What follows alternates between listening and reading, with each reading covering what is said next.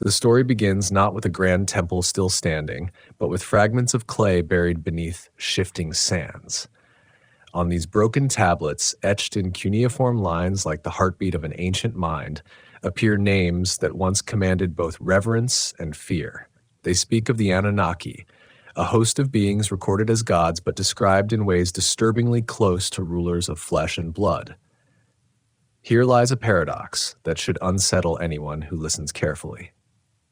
What civilization would spend so much effort preserving in clay what was only myth, unless myth itself was hiding a memory that refused to die? The Sumerians were not a people given to idle fantasy. They were practical, agricultural, rooted in the rhythms of river and field. Yet they filled their earliest records with lists of divine assemblies that judged destiny, with rulers whose reigns stretched beyond comprehension, with beings whose origin was not of the earth, yet whose presence was carved into daily life as if law itself emanated from them. What sense are we to make of this, standing thousands of years removed and taught to believe that history began with wandering tribes and slow inventions, when their tablets suggest humanity was born into the shadow of rulers already established? The Anunnaki are introduced in texts like the Enuma Elish and the Epic of Gilgamesh, not as distant celestial figures, but as entities who sat in councils, divided power, and decreed the fate of men. They are portrayed seated in halls, issuing judgments, deciding who would live, who would die, who would ascend to kingship, and who would sink into obscurity. Within the folds of this mythology, we sense less dream and more bureaucracy, as though humanity were under administration rather than worship. Yet what troubles the mind most are not the tales themselves, but the physical engravings that accompany them. Winged figures carrying strange objects, recurring across Mesopotamian art. Bags, rods, or devices we cannot name. If the gods were mere ideas, why did artists strive to depict tools and instruments that did not belong to their age? Why the insistence on visual detail down to ornaments and garments, as though recording reality rather than imagination? It is in this paradox that suspicion begins to bloom. These so-called myths were carved not by wandering poets, but by scribes serving kings who traced their legitimacy to the Anunnaki themselves. The king lists that survive record rulers reigning for thousands of years before the flood, then suddenly show reigns that shorten to lifespans more familiar to human measure. Is this the mark of a transition from divine overlords to human kings? And if so, what happened in that murky threshold where divine rulership ceased, leaving mortals to pretend at divinity in its absence? Scholars will tell us that the numbers were symbolic, that these reigns reflect only the exaggerations of legend. But does not every exaggeration begin with a seed of truth, stretched perhaps, but rarely fabricated from nothing? Consider also the uncanny detail. The Anunnaki are said to have descended from the heavens, yet their roles were firmly earthbound. They controlled agriculture, measured time, apportioned lands, and dictated the rhythms of cities. They were both cosmic and political, divine yet bureaucratic. Such a combination feels strange if one imagines them as gods of pure imagination. If, however, one allows the possibility that these beings were rulers of a different order, fleshly, powerful but not human, the details fall into sharper focus. The tools they carried, the judgments they rendered, the structures they built, all resemble the workings of governance and technology, the levers of control wielded not from the realm of spirit, but from the throne of dominion.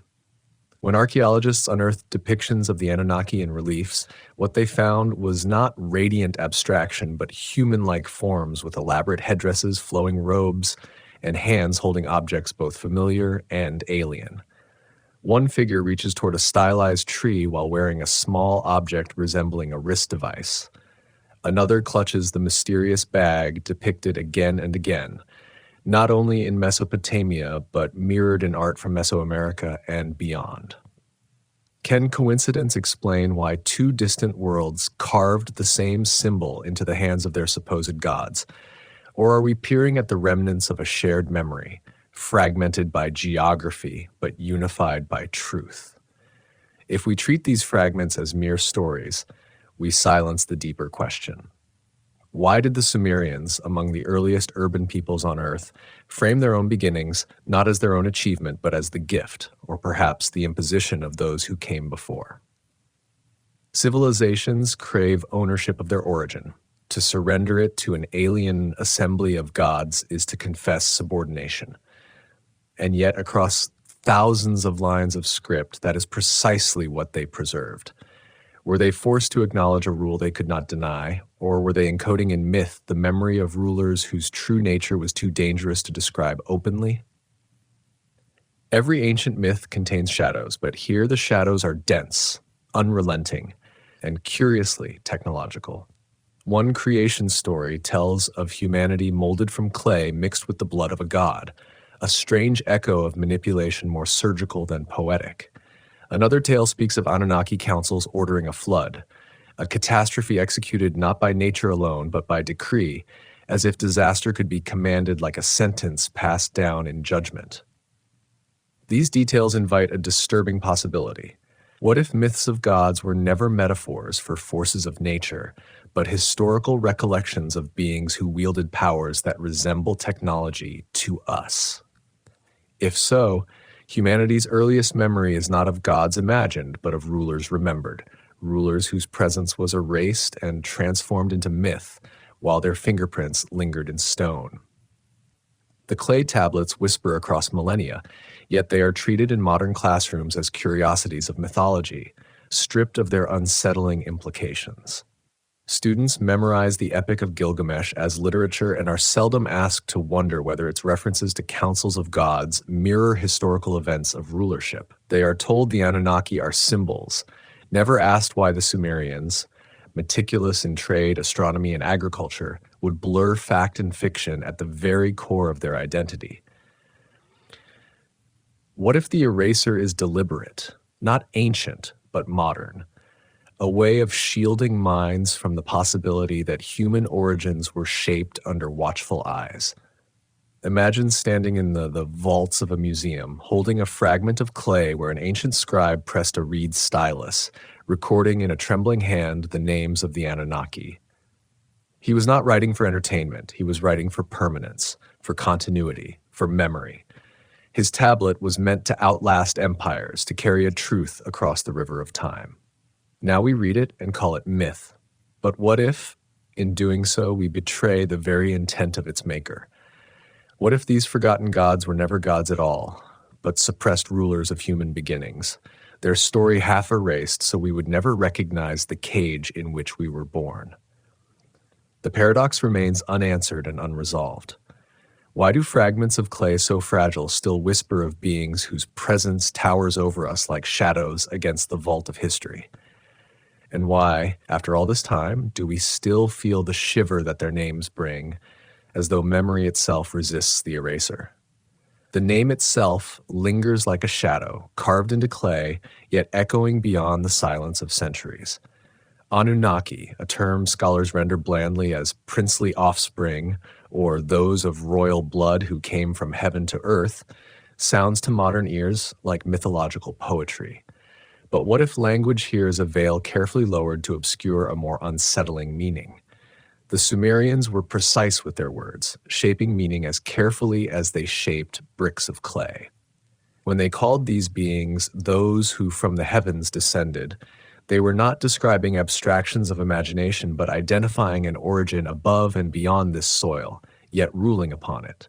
What culture invents rulers from thin air and then names itself in relation to them? What people would willingly surrender their place as authors of destiny unless memory demanded it? The word recurs across texts with unnerving consistency, always tied to power, order, and judgment. The Anunnaki do not drift in misty realms. They sit in assemblies, record decrees, and bind human lives to their decisions. In some inscriptions, they appear as 7 great rulers, the highest tribunal of fate. In others, their numbers swell into dozens, a host arranged in hierarchy. Behind every variation lies the same core.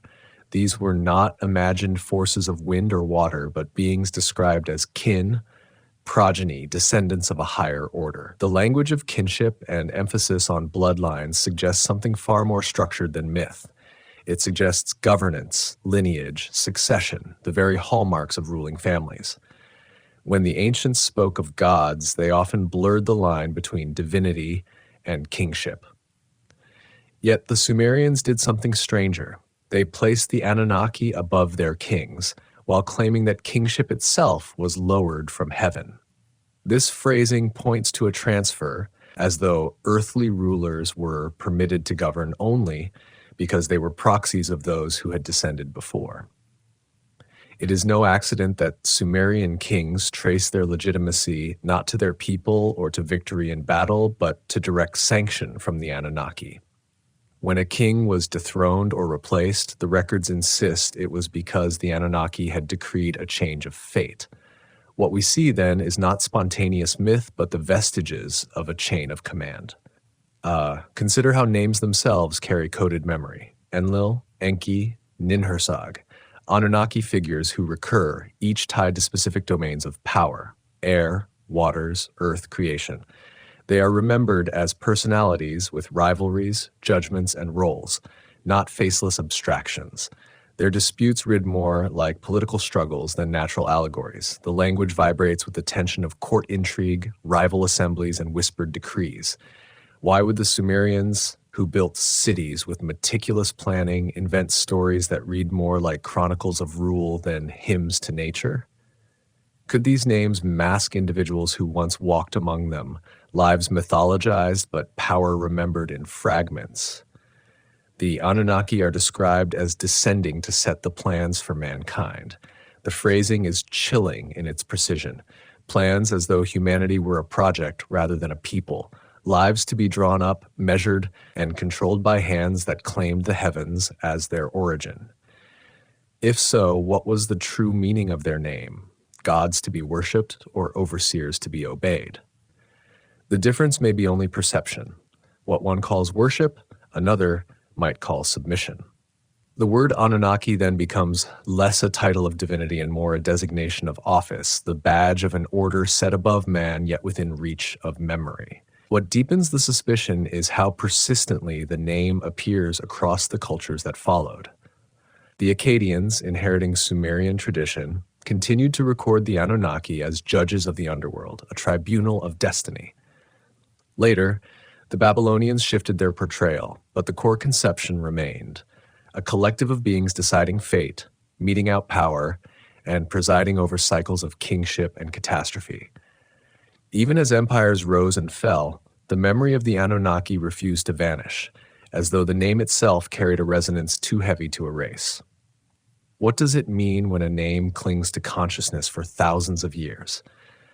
Are we hearing the echo of fantasy or the survival of a memory, buried but not destroyed in uniform inscriptions?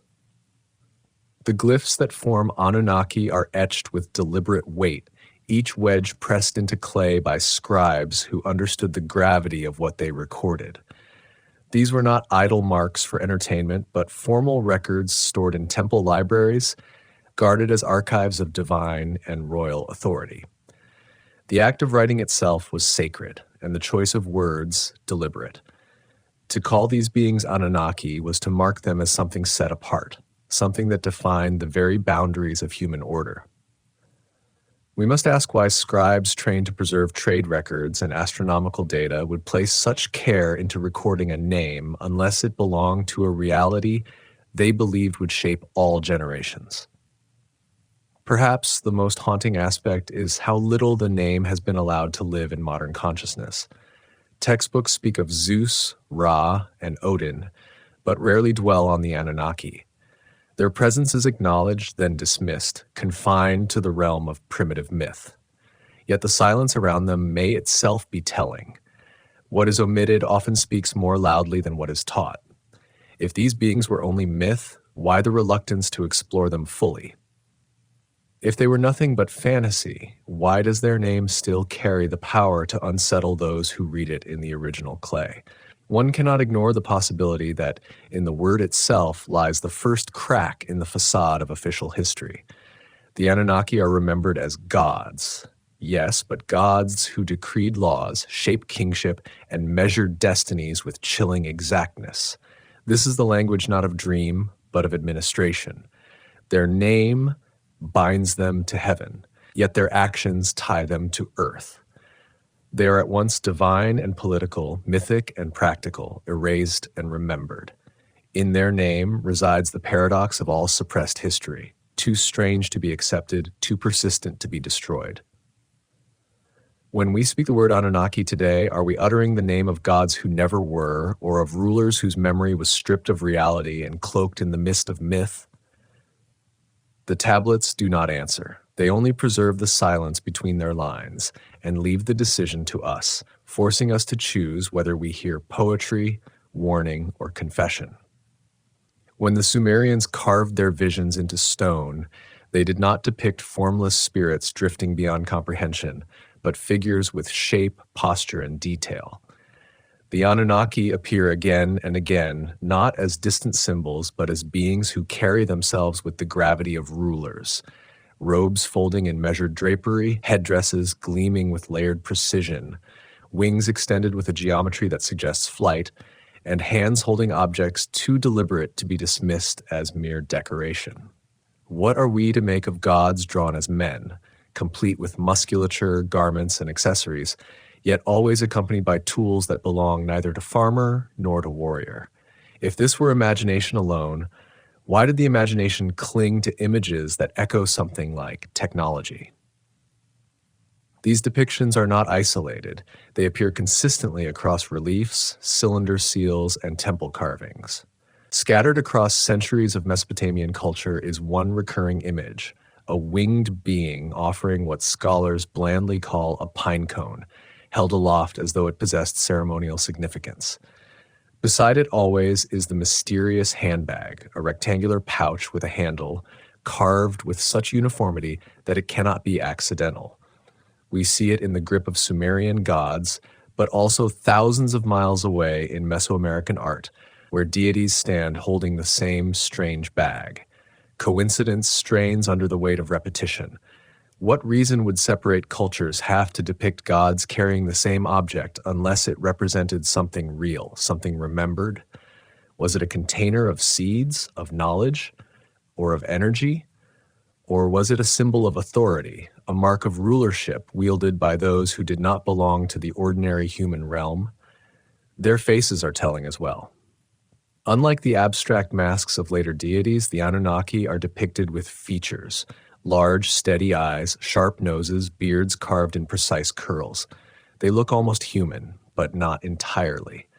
Their proportions carry an otherness, a refinement, as though their humanity were an echo rather than a mirror.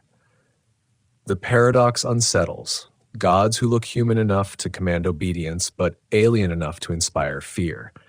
Perhaps this was the secret of their power. Close enough to be obeyed, yet distant enough to be untouchable. How do we explain such a hybrid portrayal unless the artists were capturing what they actually saw? Legends reinforce what the images whisper. The Anunnaki are described as descending in splendor, stepping onto Earth to shape destiny. Some texts place them at the Akitu house, the mountain house, or a temple that served as both shrine and command post. Others speak of their descent from Nibiru, a heavenly body whose orbit defies easy explanation. Modern scholars prefer to call this poetic fancy. But why does the poetry insist on descent, on return, on journeys from above? The theme is not nature worship, it is visitation, and visitation implies presence. If these were only metaphors, why are they bound so tightly to imagery of arrival and departure, of gateways between realms? Their wings are another enigma. Winged beings appear in countless cultures, yet in Mesopotamia the wings are always structured and layered like the feathers of a crafted device. They suggest motion and flight, an ability to move between realms, not symbolically, but physically. If wings were merely metaphors for divinity, why render them with such mechanical regularity? Why couple them with tools, bags, rods, and wrist devices? Every detail presses the same suspicion. These were not amorphous spirits, but rulers equipped with the symbols of supremacy, some of which resemble the trappings of a lost technology. We cannot overlook the scale with which they were drawn. In many reliefs, the Anunnaki tower over human figures, their height exaggerated yet consistent. This disproportion might suggest divine status, but it could equally preserve a memory of beings who were literally larger, stronger, and more imposing than the humans who served them. Myths from across the world remember giants, beings of great stature who ruled in ages past. In Sumer, this theme emerges not as fantasy, but as visual record, carved in stone with an insistence that demands attention. Were the Anunnaki truly of greater size, or was their power itself enough to magnify their presence into the appearance of giants? Another motif recurs in the sacred tree, often shown beside the Anunnaki. They reach toward it, manipulate it, or seem to guard it, suggesting it was not merely a tree, but a symbol of life, knowledge, or perhaps even genetics. To us, it resembles a double helix, a branching pattern of life encoded. Could the Sumerians have intuited such imagery without guidance, or were they recording something observed, an interaction between their rulers and the very essence of creation? The possibility lingers like a shadow. The Anunnaki, not gods of prayer, but masters of life's design. It is important to remember that the Sumerians were not careless dreamers. They were astronomers who charted the heavens, engineers who drained marshes, and builders of the first cities. Their art was purposeful and their records precise. When they depicted the Anunnaki with detail, they were not sketching fantasies, but preserving what mattered most to them: the images of those who held dominion over their world. Those images do not depict clouds or storms. They depict beings, tools, and symbols that look strangely familiar to us as echoes of technology. The question becomes unavoidable. Were the Anunnaki gods imagined to explain nature, or rulers remembered with reverence whose tools were mistaken for divine artifacts, only because their function was forgotten? Are we witnessing the first myths of humanity, or the last memories of an overlord race whose presence was gradually erased? The figures are silent, yet that silence presses on us with weight, as though the stone itself whispers that something has been hidden.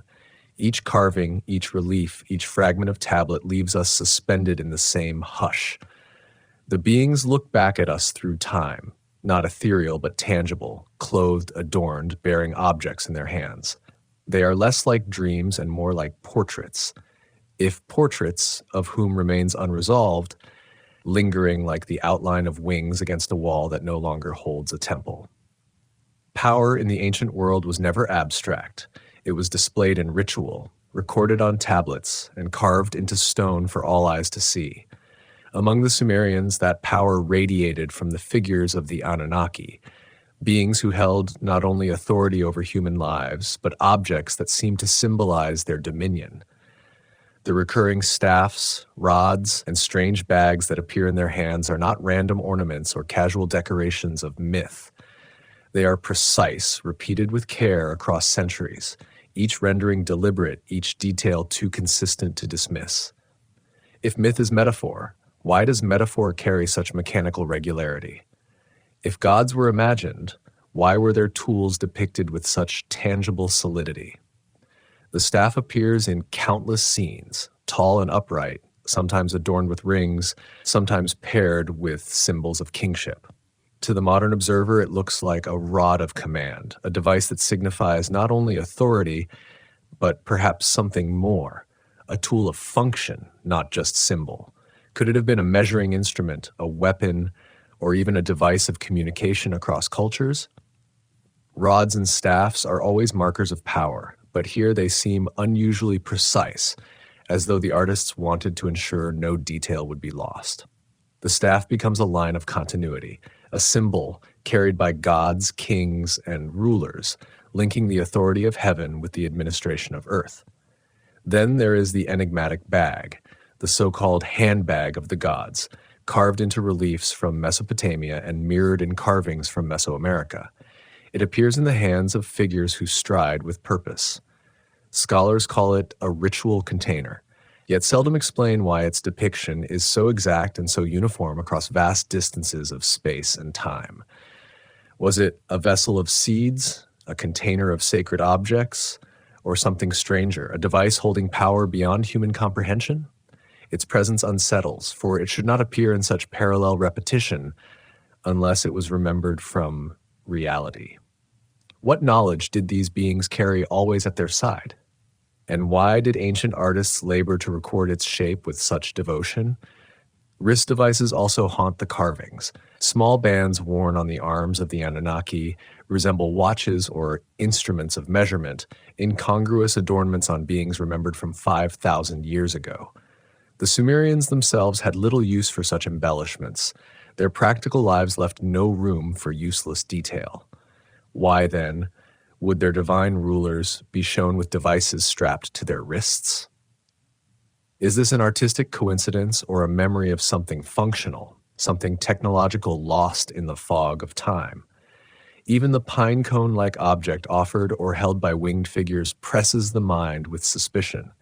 Scholars insist it is a symbol of fertility, a ceremonial tool in rituals of life.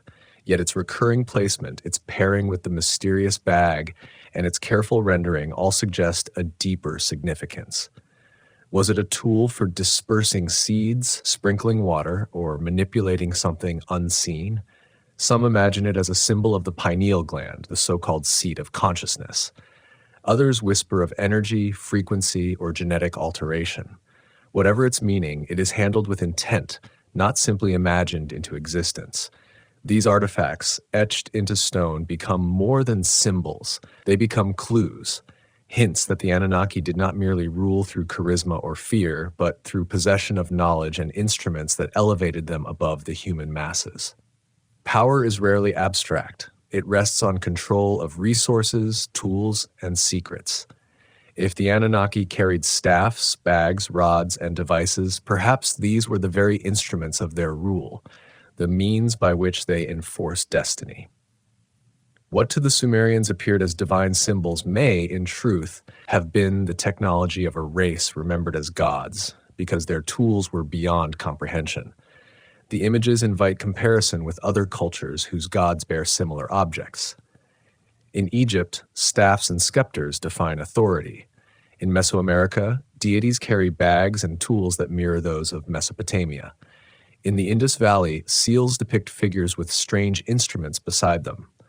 The recurrence across continents suggests not isolated invention, but a shared echo, a fragment of memory carried through migrations and myths.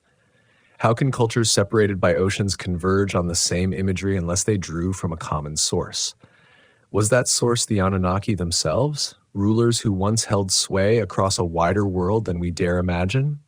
The silence of official history is striking. Museums catalog these objects but rarely ask what they mean beyond ritual. Textbooks dismiss them as artistic convention, yet the carvings resist dismissal. They demand that we look, recognize the precision, and feel the weight of objects carved to outlast empires. Why record such tools unless they mattered? Why show gods carrying them unless they were essential to their role? The paradox persists. Myth demands symbols, but here the symbols feel too physical, too deliberate, too strange to be invention alone. Perhaps the greatest clue lies not in what we understand, but in what we cannot explain. The tools of the Anunnaki remain unnamed, unclassified, unfit for neat archaeological categories. They hover in uncertainty, half recognized as objects, half dismissed as symbols, never fully belonging to either. In that uncertainty lies their power. For what we cannot name, we cannot erase. Each staff, each bag, each device carved in stone is a question preserved in silence, a door left ajar for those willing to enter the forbidden hallway of memory. We stand before these carvings, watching gods who look too human, holding tools too strange, depicted with care too deliberate. Are these symbols of faith or the instruments of forgotten rulers? Were they gods imagined in dreams, or overseers wielding technology that blurred the line between worship and control?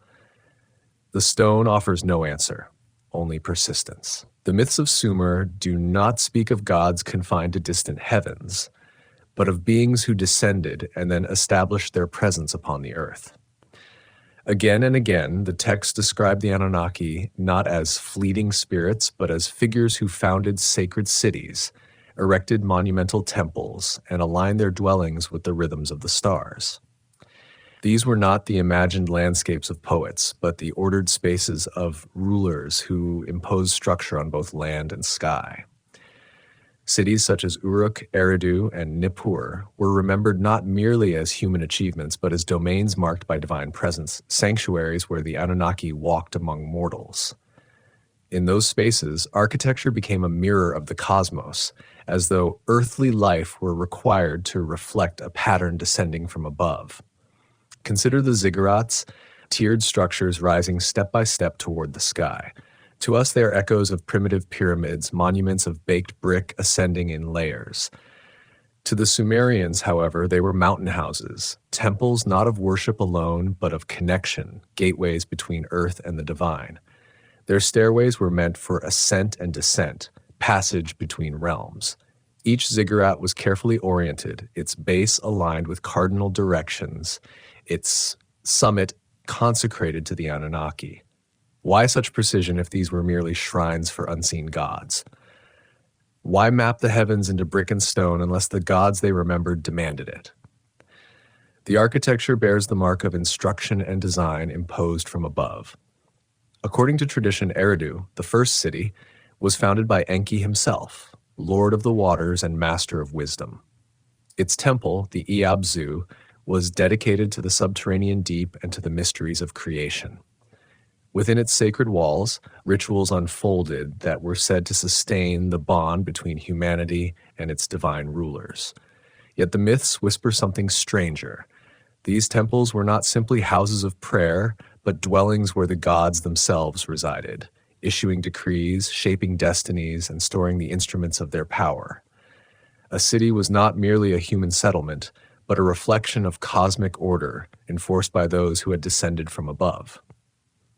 At Nippur, the Ikur rose as the seat of Enlil, ruler of wind and fate. It was remembered as a place where the Anunnaki assembled in council to decide the fates of kings and nations. Imagine a chamber where rulers not of human birth decreed the lifespan of dynasties, where the destinies of empires were settled by voices no mortal could refuse.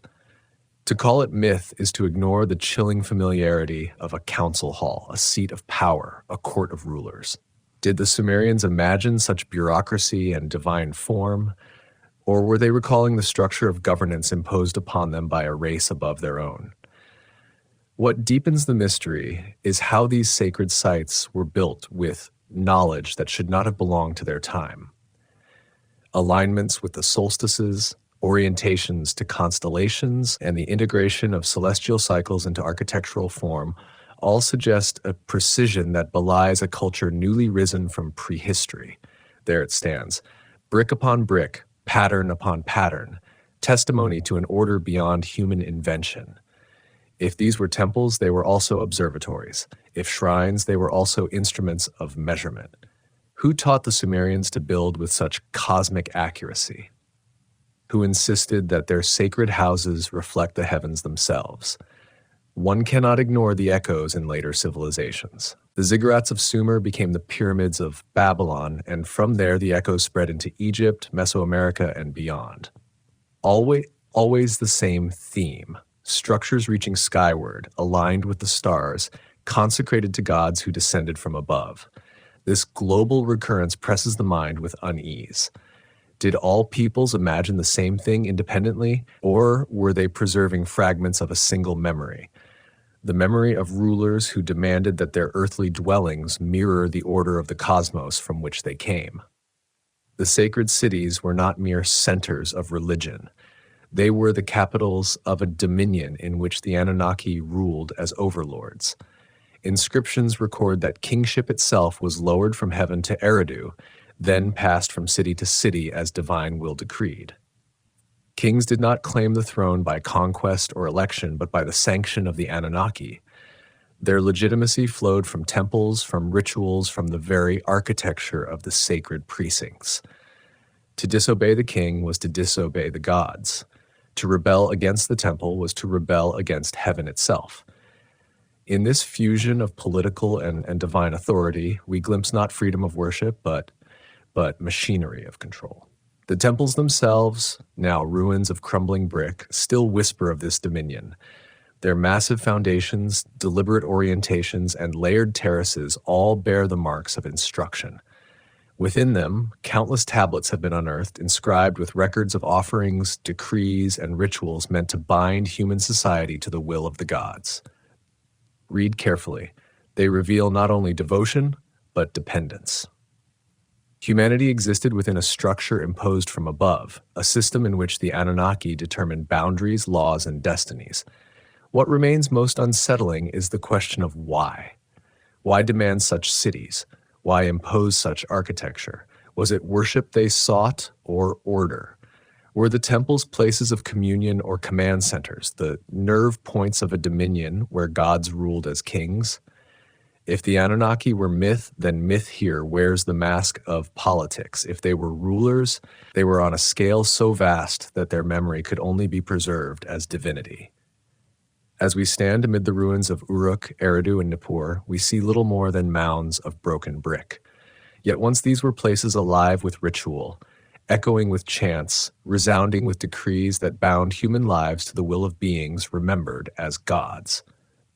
The temples no longer stand in glory, but the silence they leave behind is louder than any hymn. It asks us to wonder, were these houses of worship or the headquarters of rulers whose presence has been erased, leaving only the faint outline of their dominion carved into the dust? Among the fragments of clay that have survived the millennia, none are more unsettling than the Sumerian king lists. These tablets, etched with patient care, record rulers who reigned not for decades but for centuries, even millennia. The names stretch across lines of cuneiform, paired with reign lengths so extravagant that modern scholarship dismisses them as symbolic, metaphorical, or mere exaggeration. Yet the lists were treated by the Sumerians as history, chronicles of rulers who held dominion before and after the Great Flood. Why would scribes devoted to accuracy in trade records and astronomical calculations abandon precision at the very foundation of kingship? Why preserve lists of impossible reigns unless they believed or remembered that these rulers truly existed? The king lists describe an era before the flood when kingship descended from heaven and was established in Eridu, the first city. A ruler is said to have reigned for 28,800 years. Others followed with reigns of 36,000, 43,200, and more, each staggering, each incomprehensible by human measure. Then, abruptly, the flood arrives, and with it a shift. After the flood, reign lengths shorten dramatically, from thousands of years to hundreds, and eventually to spans that resemble ordinary human lifetimes. The pattern is too clear to ignore. An initial era of rulers who lived impossibly long, followed by a transition into human kingship. Could this signify a shift from divine overlords to mortal rulers, their place filled as memory of the Anunnaki faded into myth?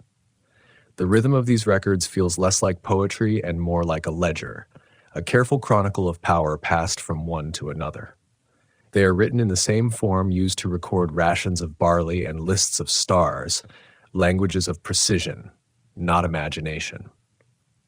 To dismiss the king lists as fable is to assume that the Sumerians, so devoted to accuracy elsewhere, lost all sense of truth only when describing their rulers. But what if the opposite is true? What if this was the one place where truth was preserved most fiercely, a truth too dangerous for later ages to accept? Legends echo the same unsettling theme. The Anunnaki themselves are described as assemblies of gods who decreed fates, appointed kings, and established dynasties. They are remembered not only as creators, but as governors, shaping the span of human life as though adjusting the course of rivers. Their decrees were law, and their authority stretched across generations. Could the long reigns recorded in the king lists reflect not symbolic grandeur, but the literal lifespans of beings whose biology was different, whose origin was not of Earth, whose presence towered over fragile mortals? Even outside Sumer, echoes of unnaturally long-lived rulers persist. In Egypt, early kings were remembered as demigods, their reigns stretching impossibly long before settling into the rhythms of human mortality. In China, ancient chronicles speak of the Yellow Emperor and other rulers whose reigns endured for centuries. In the Hebrew Bible, patriarchs such as Methuselah are said to have lived nearly 1,000 years. Across the world, the earliest ages are filled with memories of rulers who endured far beyond the natural span of human life, only later giving way to reigns measured in years we can comprehend. Is this convergence of myth a coincidence or the faint echo of a forgotten reality? A time when humanity was ruled by beings whose lives spanned epochs rather than lifetimes. What unsettles further is the precision of the numbers themselves. The reigns are not vague or rounded. They are recorded with mathematical exactness: 21,000 years, 24,010 years, 36,000 years. Such specificity strains the idea of symbolism. If exaggeration were the goal, why not say thousands of years or countless ages? Why preserve the detail of thousands upon thousands with such confidence unless it reflected a system of record, a memory of actual time measured and preserved? And if so, who were these beings whose lifespans defied mortality? The flood serves as the great dividing line. Before it, reigns are impossibly long. After it, they contract. What does this signify? Was the flood a natural catastrophe, or was it a deliberate reset of a ruling order, sweeping away the age of immortal kings and replacing them with mortal proxies? Did the Anunnaki withdraw, leaving humans to govern under the guise of divine sanction? Or did they remain hidden, their lifespans shortened, their dominion concealed in secrecy? The texts offer no clear answers, only the haunting pattern: an age of longevity erased, followed by an age of limitation. Modern interpreters call these numbers mythological, but the persistence and precision of the records suggest otherwise. Myths rarely bother with exact figures. They thrive on ambiguity and grandeur. These lists are the opposite. They are structured, organized, and systematic. They read like history, not fantasy. Perhaps they were intended not for us, but for those who lived within the system, those who needed to know which rulers reigned when, who decreed which laws, and who held the mandate of heaven at each stage. For them, this was not myth but archive. For us, it is a riddle we are forbidden to solve.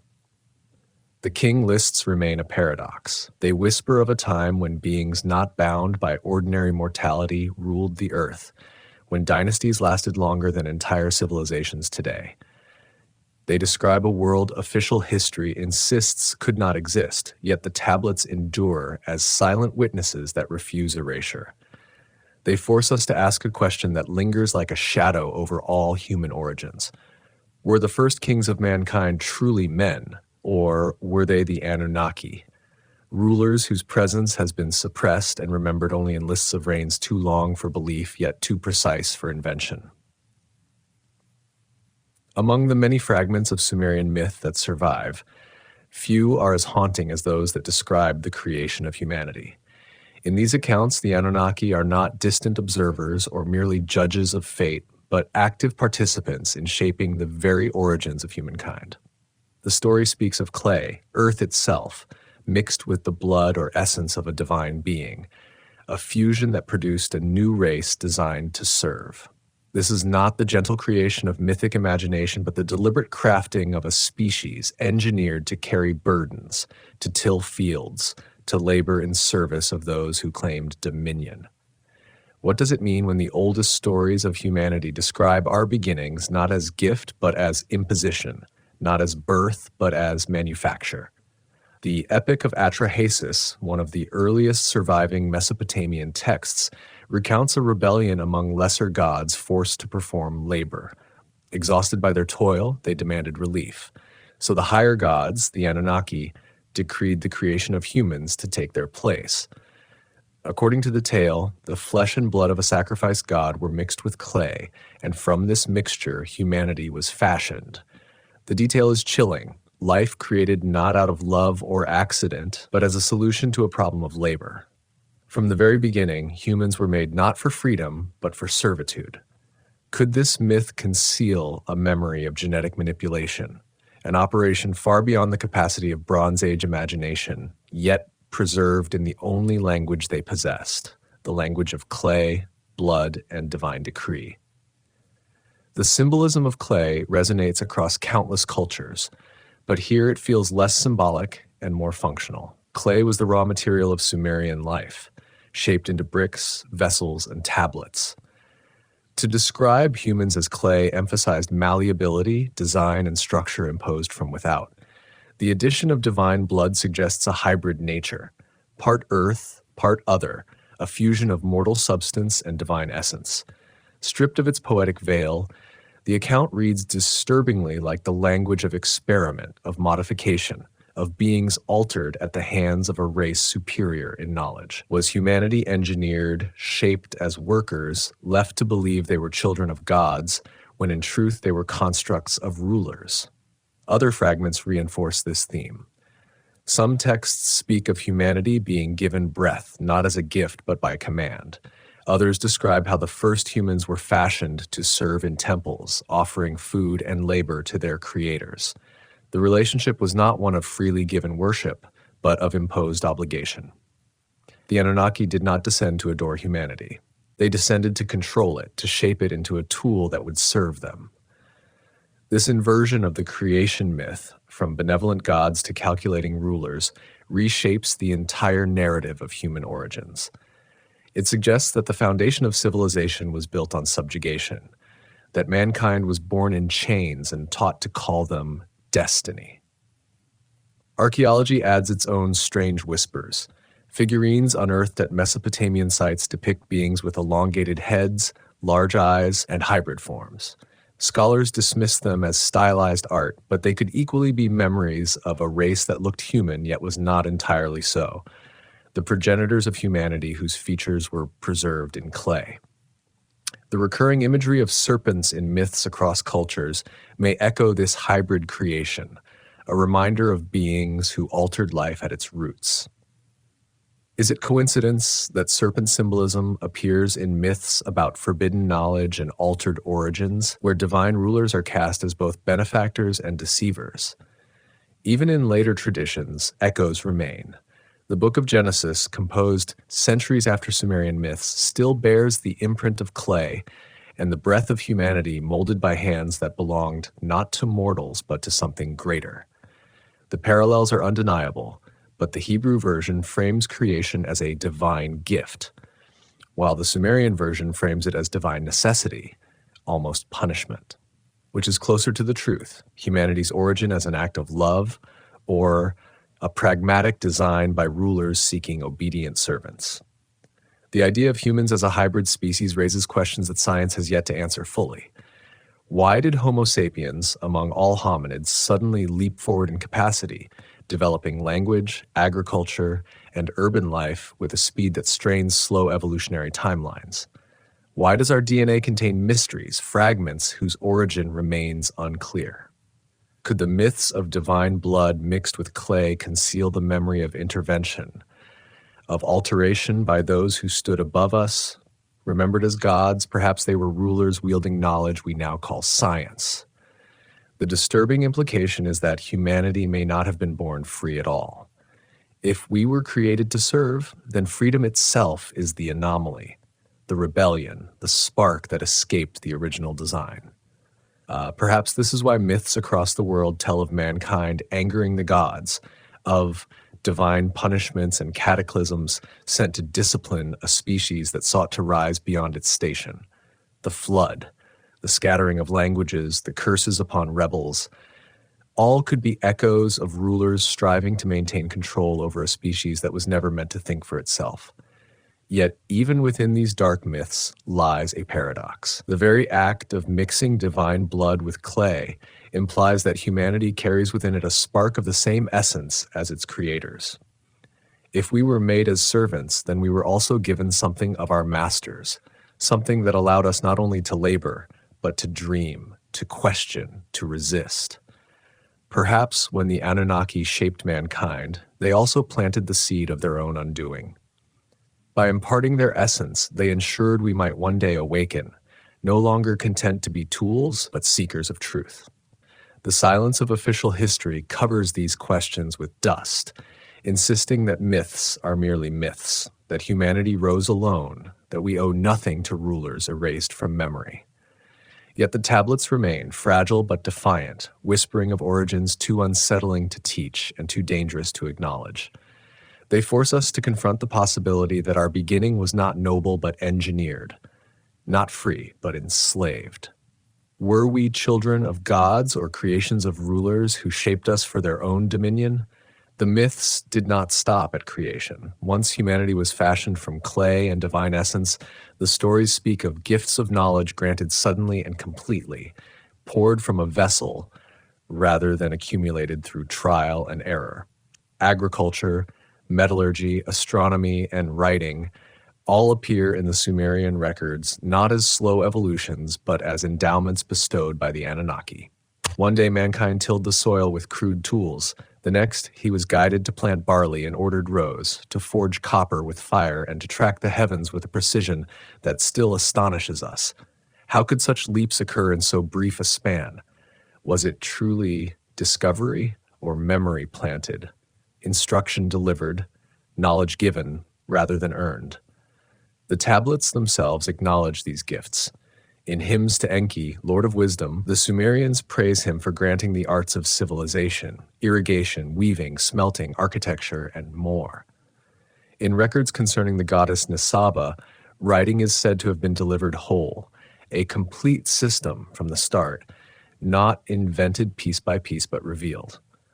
Astronomy likewise appears suddenly, with the Sumerians mapping constellations, calculating lunar cycles, and recording planetary movements with an accuracy that seems improbable for a people newly risen from primitive beginnings. Were they truly the first scientists or the recipients of knowledge passed down by rulers who carried it from elsewhere?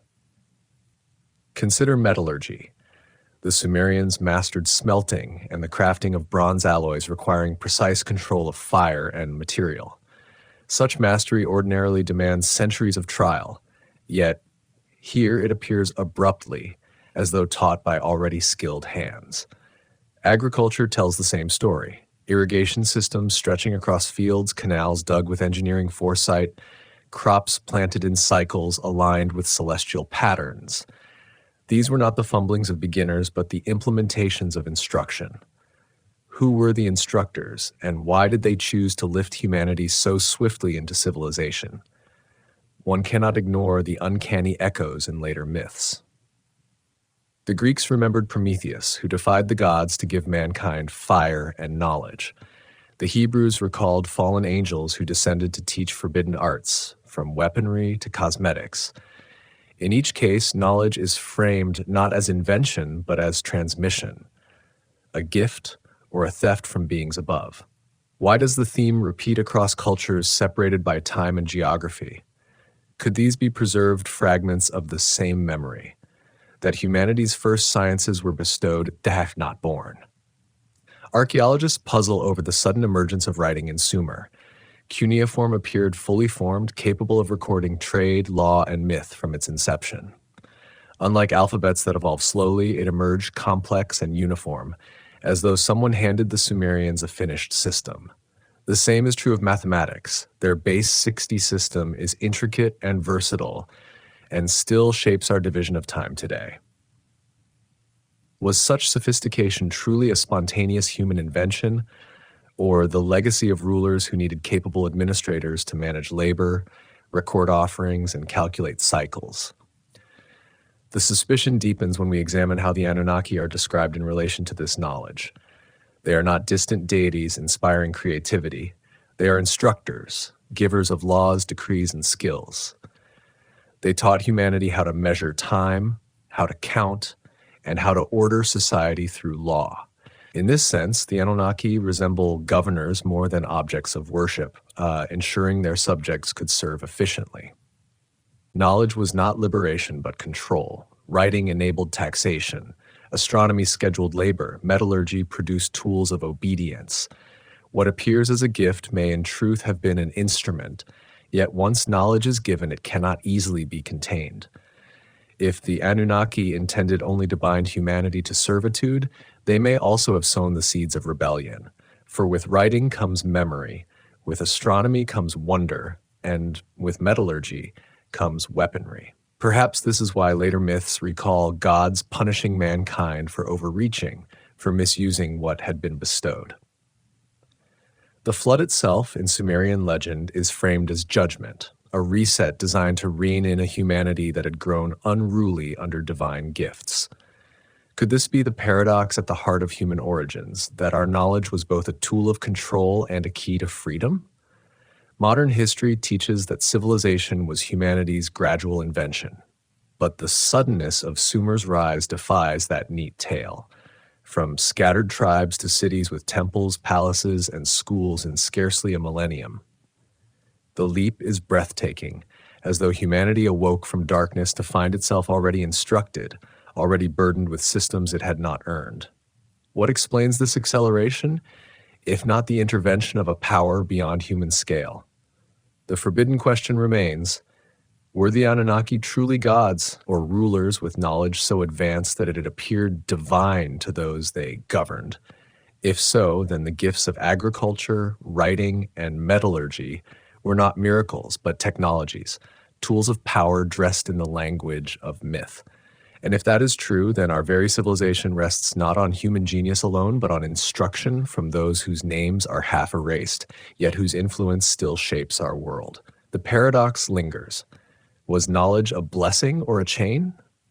Were the Anunnaki benefactors lifting humanity from ignorance, or masters forging shackles out of wisdom disguised as gift? The tablets whisper both possibilities, leaving us suspended between gratitude and suspicion, staring into the silence of a history that refuses to answer. Across the myths of Mesopotamia runs a recurring thread of catastrophe, a great flood sent by the gods to wipe away nearly all of humanity. In the Epic of Atrahasis and later in the Epic of Gilgamesh, the flood is not a natural accident but a decree ordered by the assembly of the Anunnaki. The gods, we are told, found humanity too noisy, too numerous, too unruly, and so resolved to silence them with waters that would cover the earth. It is a chilling vision, for it presents the rulers of mankind not as protectors, but as judges willing to erase their creation entirely. Why would benevolent deities drown the very beings they fashioned unless those beings had grown beyond the purpose for which they were designed? Atrahasis, the chosen survivor, is warned in secret by Enki, the god of wisdom, to build a vessel. He follows the instructions precisely, crafting a great boat to preserve his family, craftsmen, and the seeds of animals. When the floodwaters come, they rise for days, covering even the highest lands, and only Atrahasis and his companions endure. When the waters recede, offerings are made, and the gods, suddenly desperate, swarm like flies around the scent of food. The story carries two striking implications. First, that the catastrophe was an engineered reset, and second, that even the gods themselves depended on humanity for sustenance and service, revealing their dominion as fragile and their control incomplete. The theme of a great deluge is not unique to Sumer. Nearly every culture across the world preserves some version of it. The Hebrews remember Noah and his ark, saved from a flood sent by divine decree. The Greeks tell of Deucalion and Pyrrha, who survived when Zeus cleansed the earth with waters. In India, Manu is warned by a fish and builds a vessel to preserve life. In the Americas, stories recall waters rising to drown the first peoples, leaving only a remnant to begin again. The convergence is striking. What memory is so universal that it finds voice in every corner of the world? Was it merely a shared fear of rising rivers, or a recollection of a true event, a cataclysm remembered by those who endured the Sumerian version? The Sumerian account is unique in its clarity. The flood was decreed, not accidental. The Anunnaki are depicted as convening in council and deliberately deciding to cleanse the earth. This is the language not of nature but of governance, a tribunal passing sentence, a ruling elite choosing to erase their subjects. The reasons vary in the texts. Humanity is too noisy, too populous, too rebellious, yet the outcome is the same: destruction ordered from above. Within this dark decree, however, one voice, Enki, defies the assembly, secretly warning Atrahasis and preserving a fragment of life.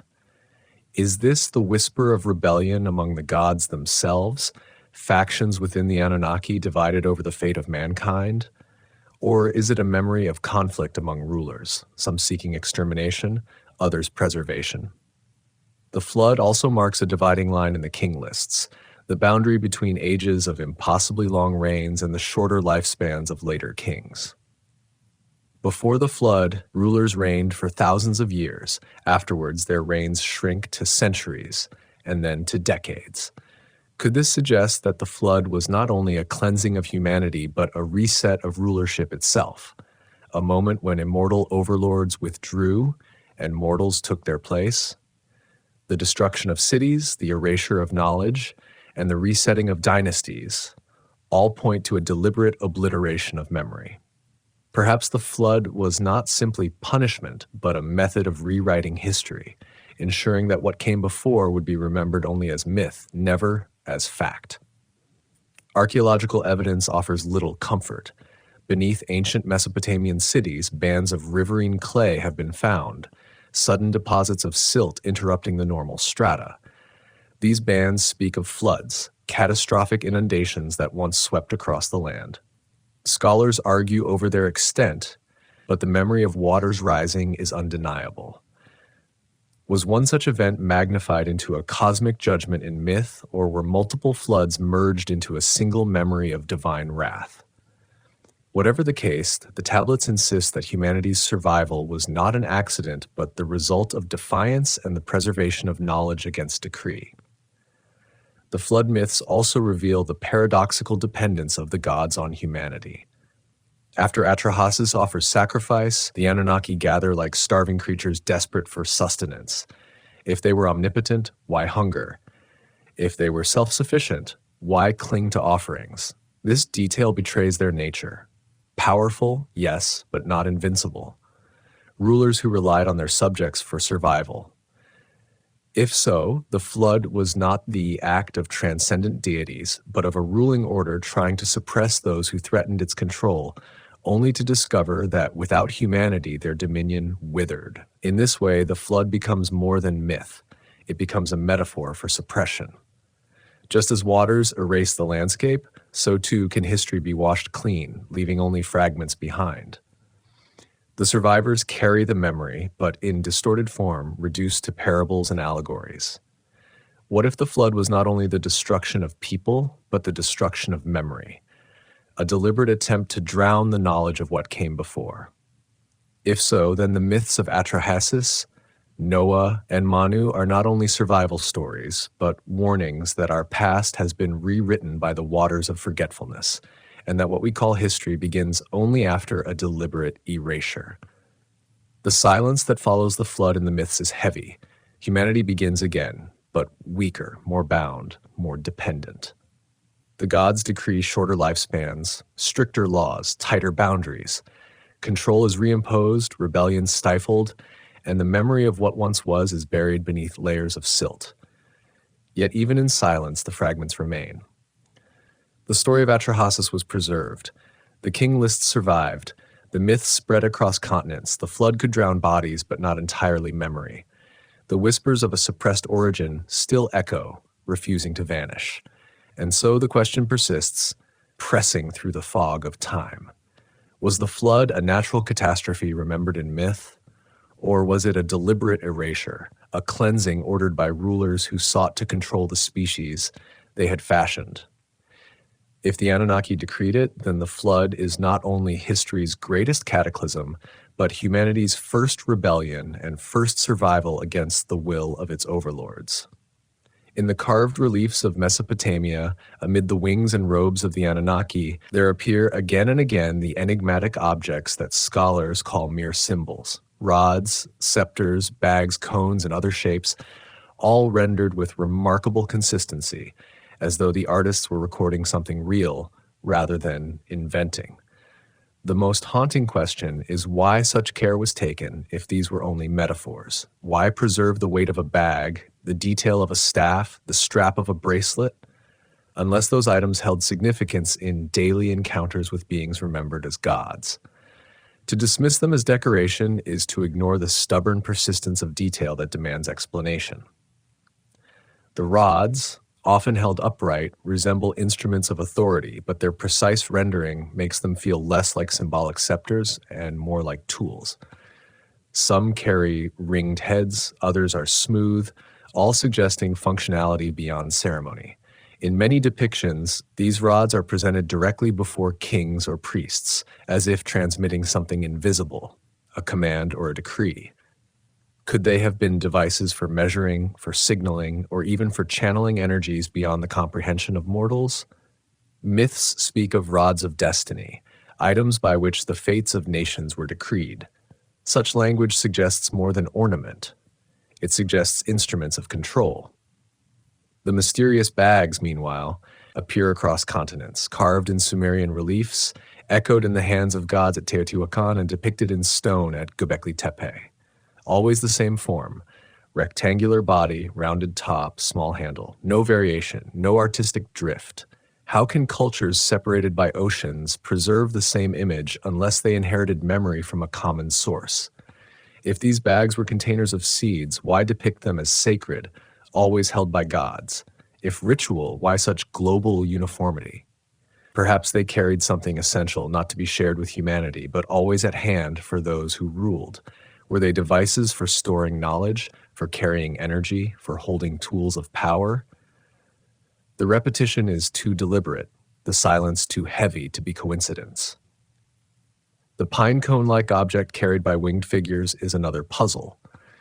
Scholars describe it as a stylized fruit or a fertility symbol, yet it is often paired with the bag, as though one completes the other. In some scenes, the figure extends the cone toward a sacred tree, suggesting interaction, as if applying something to the branches. Could this be memory of a ritual involving seeds? Or does it conceal something more disturbing? The manipulation of life itself, a forgotten technology encoded in symbols too dangerous to explain directly. The image invites speculation that the cone is no fruit, but a device, perhaps even a tool for altering what the ancients saw as the essence of creation. Even the wristbands worn by many of these figures defy easy explanation. Thick, sometimes ornate, often present in scenes of authority, they look remarkably like modern watches or devices. Why would a god require adornment unless the adornment itself served a function?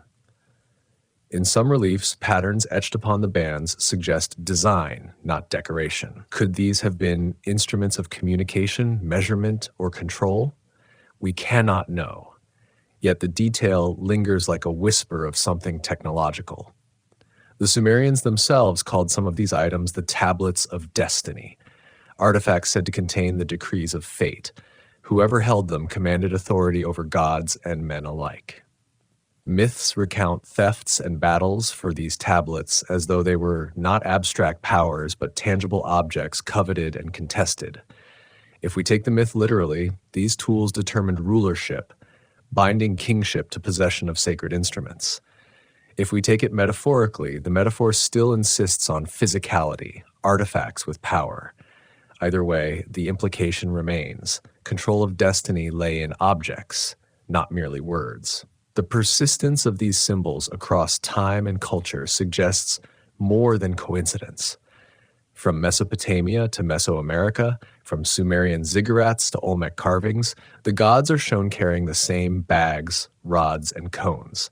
If these are merely artistic conventions, then human imagination across the world somehow converged on the same meaningless symbols. But if they were memories of rulers who once walked among many peoples, then the carvings are not coincidence, but testimony.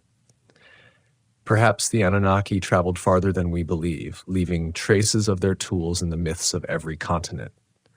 The troubling thought is that what we call mythical symbols may, in fact, be faint recollections of technologies. To ancient eyes, these tools seemed divine and incomprehensible, and they were carved with reverence. To us, they appear alien, out of place in the ancient world. But what if they were neither divine nor alien, simply the instruments of a ruling race whose dominion required tools? We call them symbols only because we do not understand them, just as a villager might call a compass or a clock the sacred relic of a god. The silence of official history refuses to entertain such speculation. Museums display the reliefs, guides speak of ritual, textbooks dismiss the detail. Still, the carvings endure, demanding that we look closer, see the repetition, and feel the unease of objects that should not exist in myth, yet do.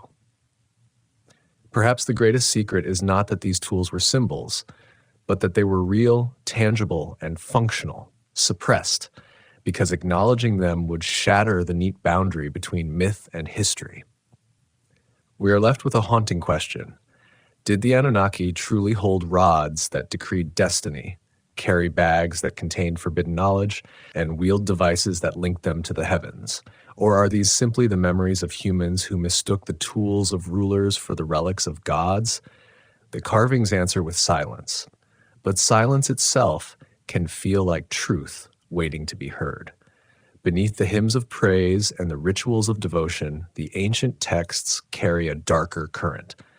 Again and again, the stories hint that humanity was not fashioned as a race of free beings, but as a workforce designed and bound to the will of those who ruled from above. In the Atrahasis epic, the creation of humanity is explicitly tied to labor, the relief of lesser gods weary of toil. Humanity was made to bear the burden of digging canals, harvesting crops, and maintaining temples, tasks the Anunnaki no longer wish to perform. The myth is not one of generosity, but of exploitation. It reveals an origin closer to slavery than to blessing. What does it mean if our earliest memory as a species is that we were created to serve? The texts describe mankind's duty in clear terms. Offerings of food and drink were to be presented daily at the temples. Labor was to be rendered in service. Obedience was to be given without question. The gods required not only devotion but sustenance, not only praise but produce. They did not dwell in abstract heavens. They resided in temples built and maintained by human hands. Humanity's purpose was to sustain them, to feed them, to provide the endless stream of offerings that kept their presence secure. Was this worship, or was it taxation? A system of resource extraction disguised as ritual.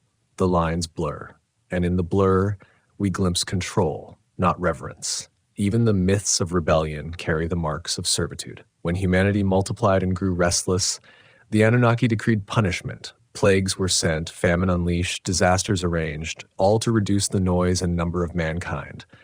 These were not the acts of benevolent deities, but of overseers disciplining unruly workers.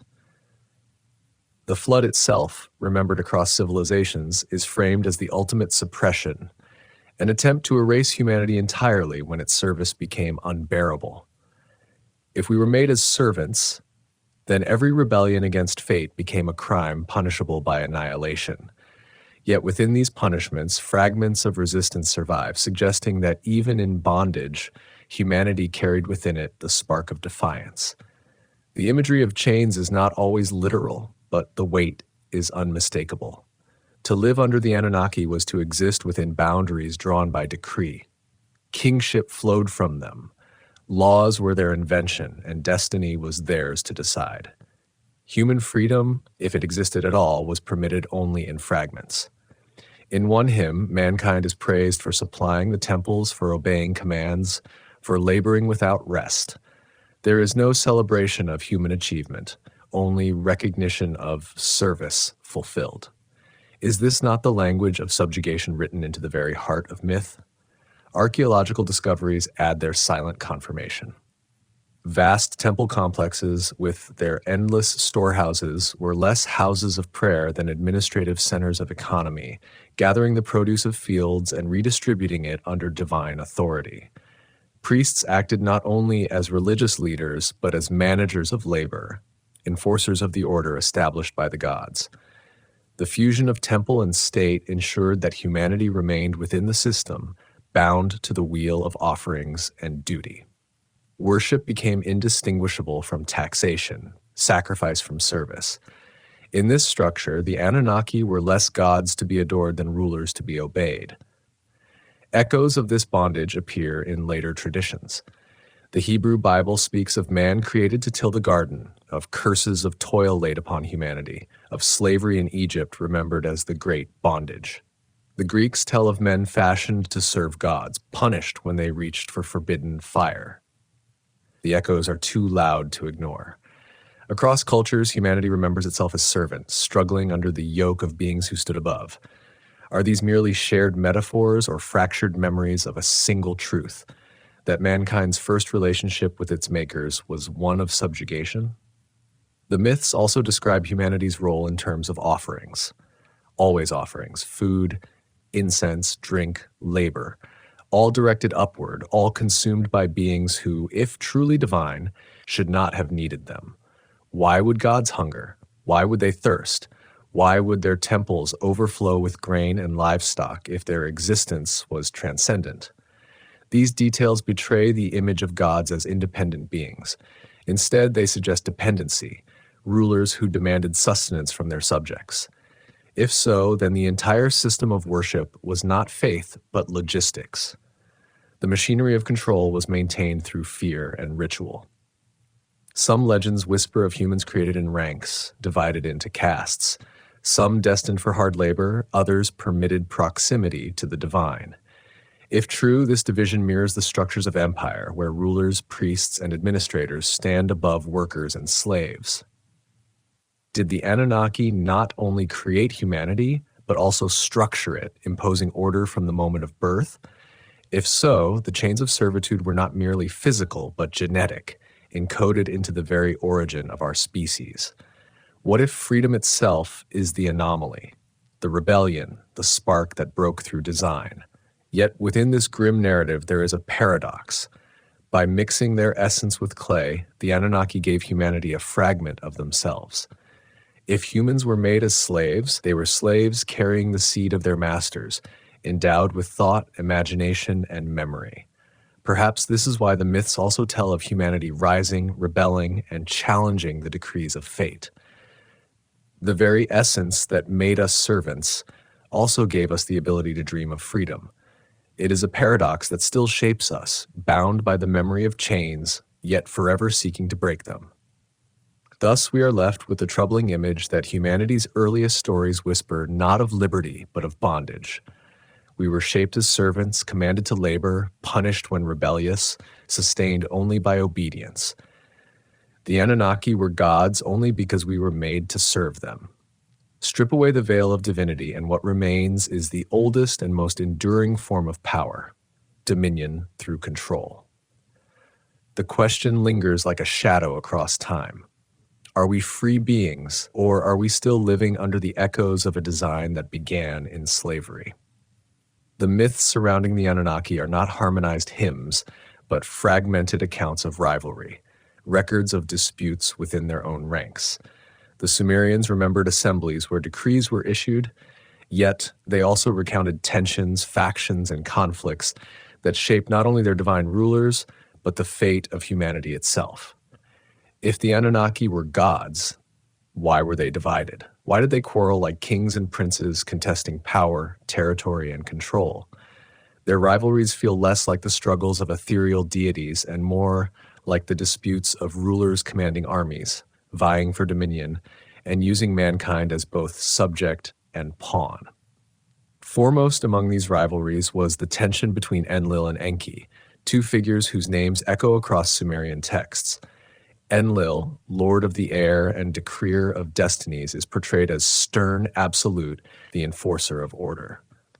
Enki, lord of the waters and keeper of wisdom, is remembered as cunning and compassionate, a protector of humanity against the harsher decrees of his peers.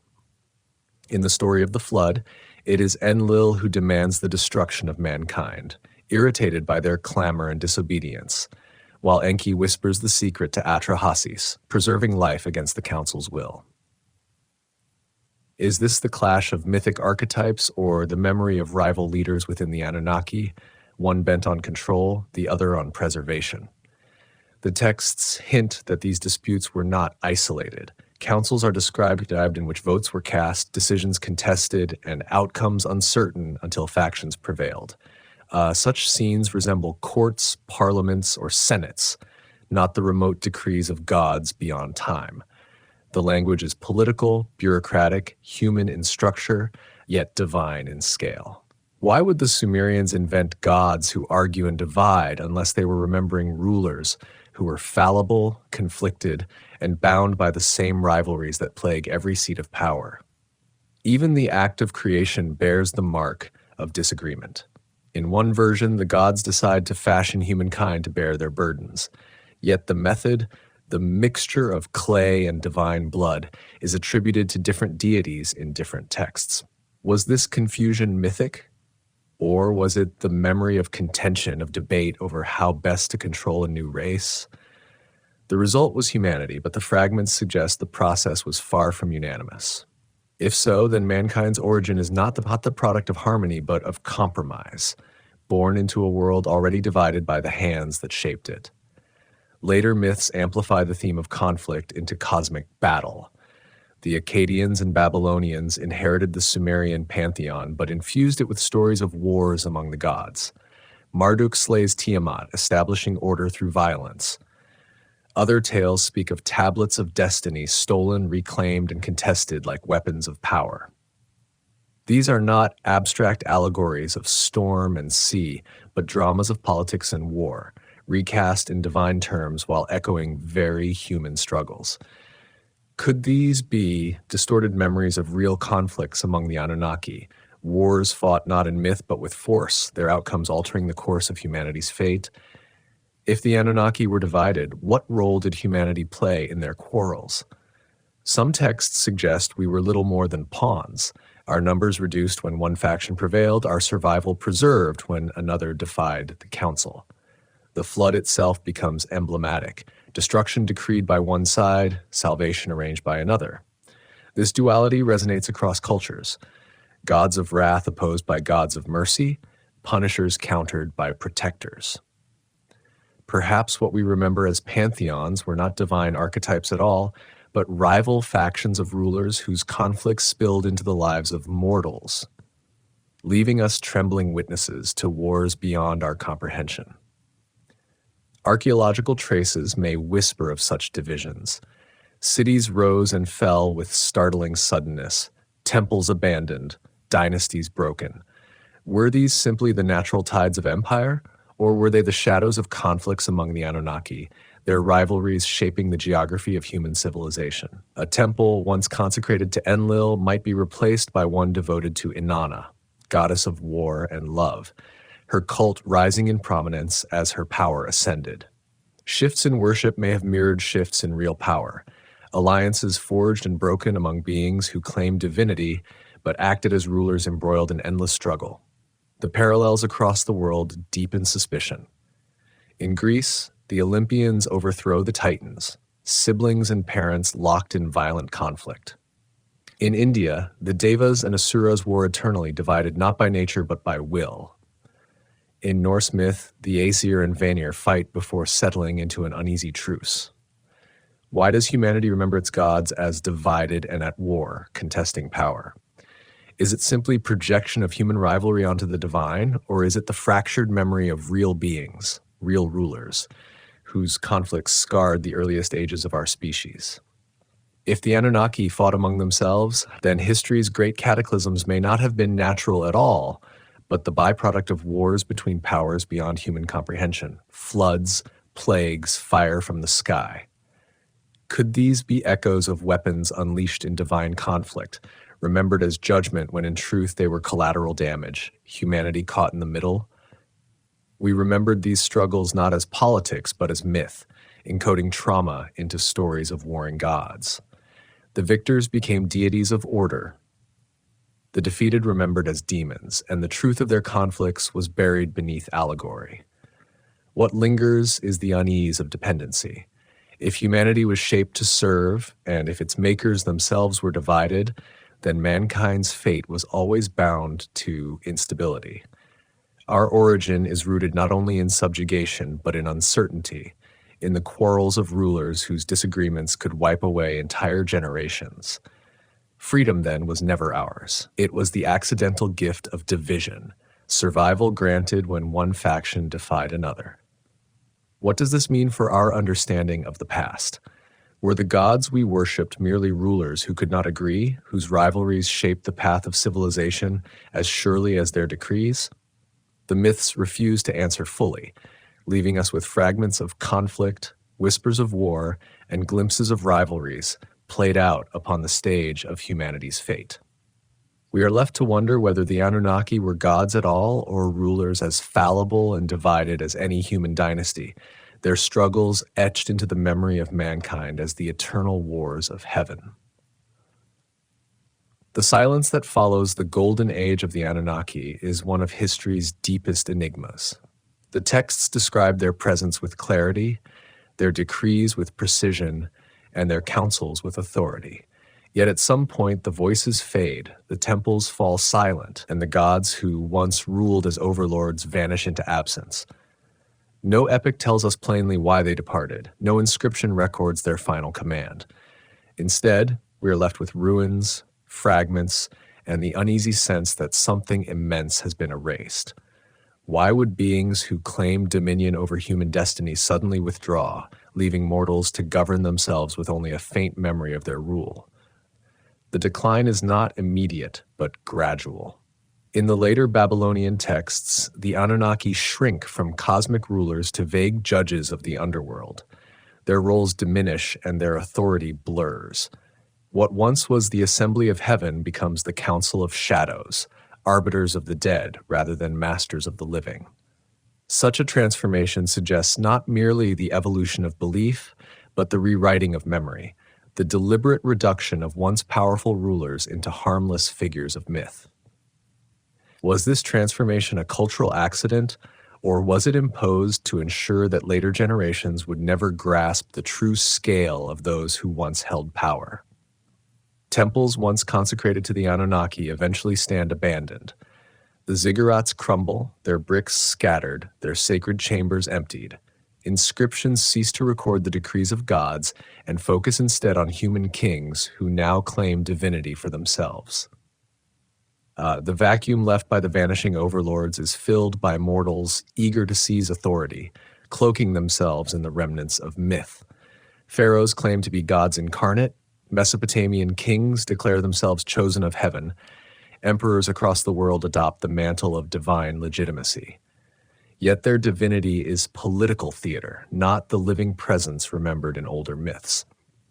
It is as though humanity, bereft of its rulers, sought to replicate their memory by creating human gods to mask the silence of vanished thrones. What could explain such disappearance? Some suggest the Anunnaki returned to the heavens, their mission on Earth complete. Others whisper of conflict among themselves, a war that led to retreat or annihilation. Still others imagine that they remain, not gone, but hidden, ruling in secrecy through chosen bloodlines, their open presence withdrawn, but their influence enduring. Each possibility carries unsettling implications. If they left, why?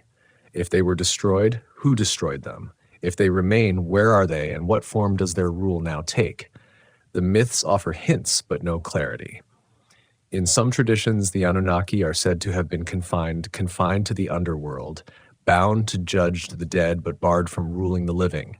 In others, they ascend to the heavens, leaving mankind to its own devices.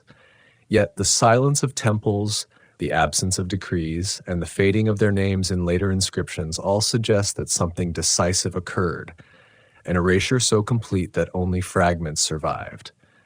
Was this the deliberate work of humanity seeking to forget its bondage, or the work of later rulers rewriting history to obscure the truth of mankind's servitude?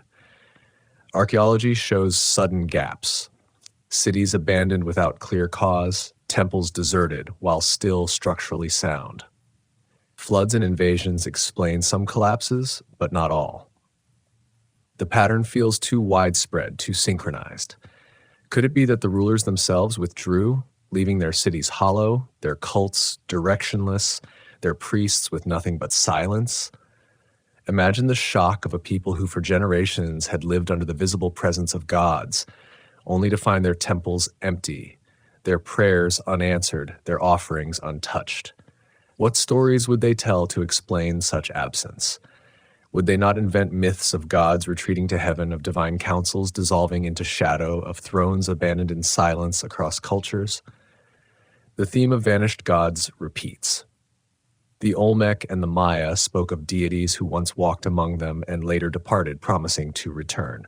The Egyptians remembered an age of direct rule by gods before kingship passed to mortals.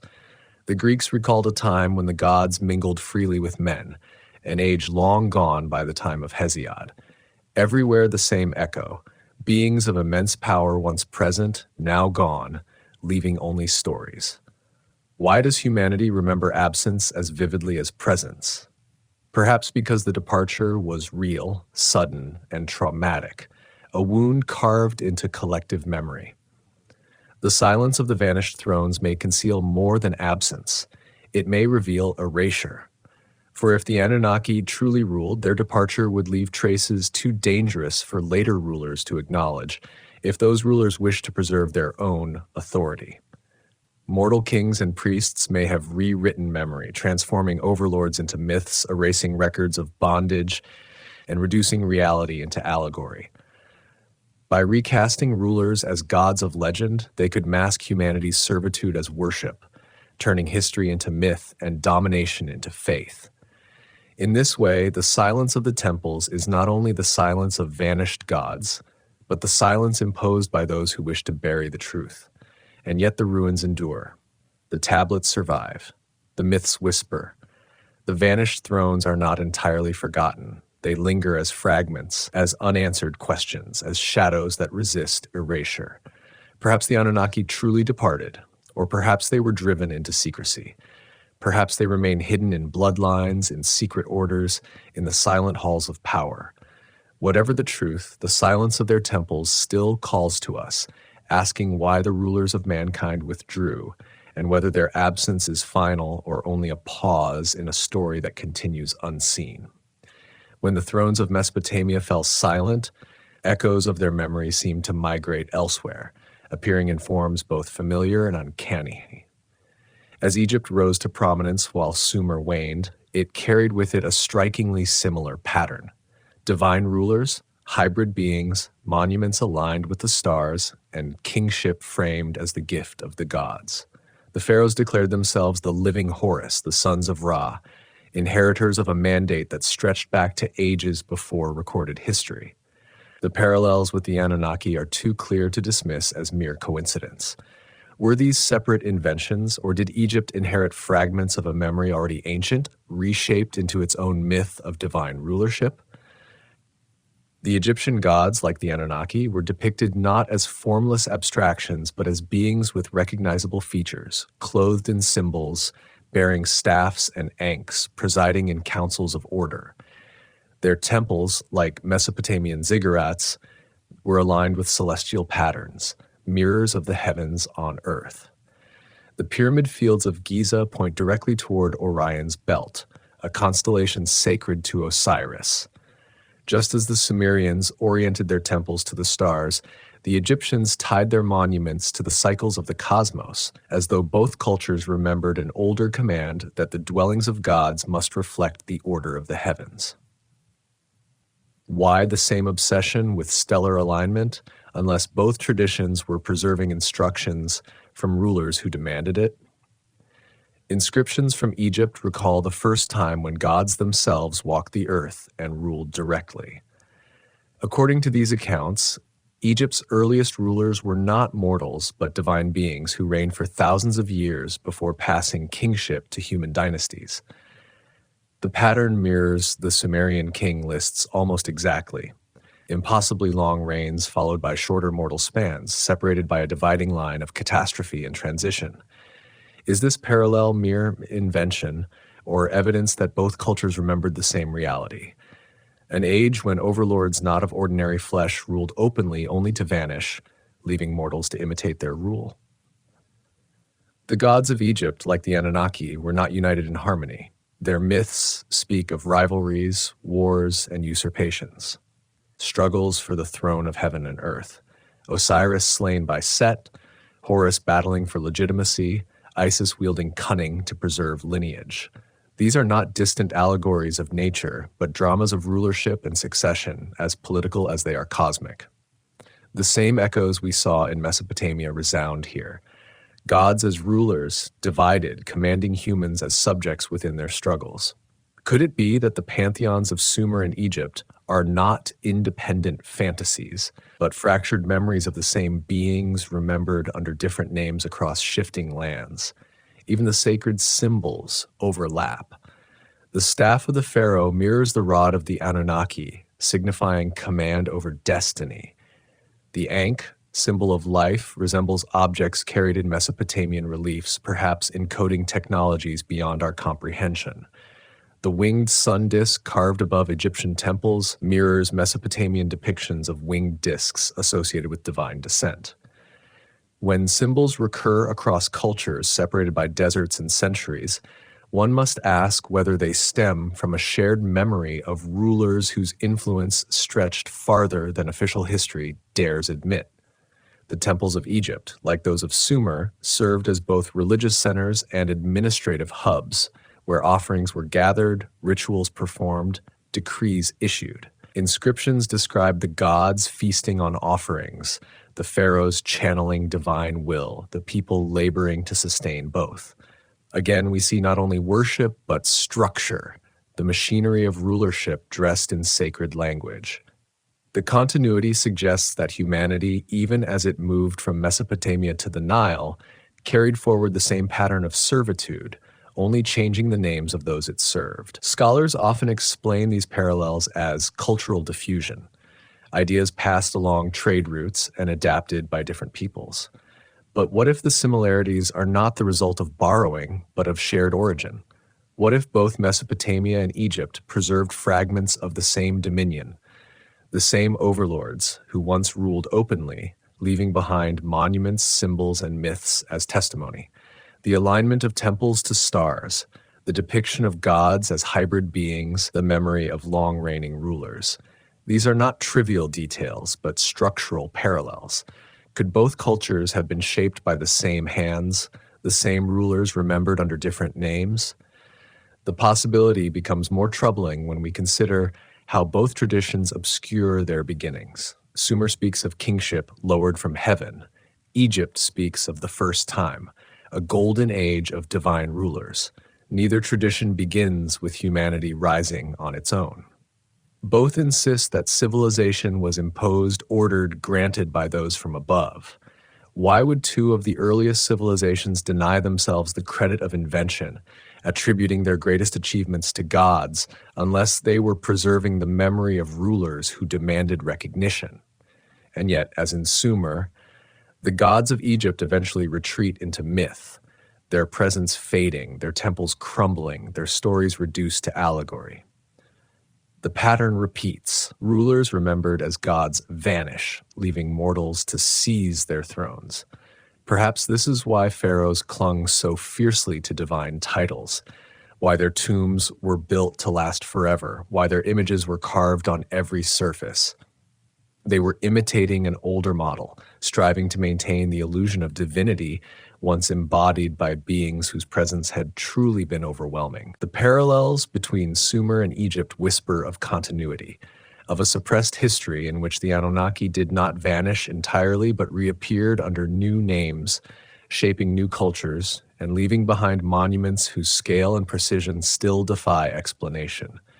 Did the same rulers once walk the streets of Uruk and Memphis, only to be remembered as different gods by different peoples? Or did their influence spread across lands, binding humanity to a common structure of servitude? Draped in the garb of local myth, official history offers no answer. The monuments remain, stones pointing to the stars, voices lost but not erased. Across the ancient world, symbols repeat with eerie insistence. Among them, few are more persistent than the serpent and the star. Entwined in myths from Mesopotamia to Mesoamerica, from Egypt to India, the serpent is a recurring emblem. In Sumerian lore, the serpent is linked to Enki, Lord of Wisdom, whose emblem often takes serpentine form. In the Epic of Gilgamesh, serpents appear as guardians of immortality, stealing the secret of eternal life. Elsewhere, they are bound to the sacred tree, winding upward like a spiral of hidden knowledge. What makes this symbol haunting is its ubiquity. Civilizations separated by oceans and centuries recall serpents as bearers of wisdom, deceivers of mankind, and guardians of forbidden knowledge. Is this coincidence or the residue of a memory too ancient to be forgotten, encoded in myth because it could not be spoken openly? The serpent is not alone. Stars also dominate the imagery of gods and rulers, linked to origins and destinies. The Anunnaki were described as descending from the heavens, their authority tied to constellations and planetary cycles.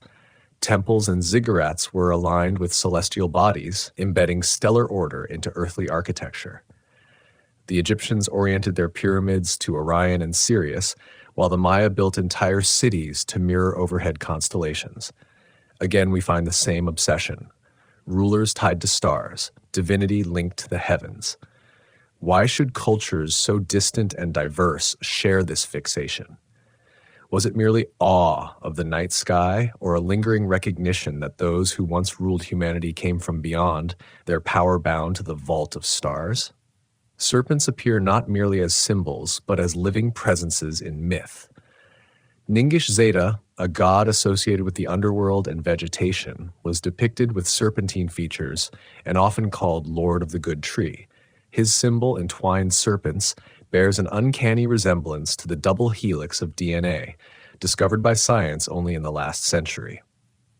Did the Sumerians somehow intuit the structure of life, or were they recording knowledge handed down by beings who shaped humanity itself? The image of intertwined serpents, later adopted as the caduceus, endures as an emblem of medicine, healing, and hidden wisdom. How can such an ancient symbol persist with such precision unless it preserves something real?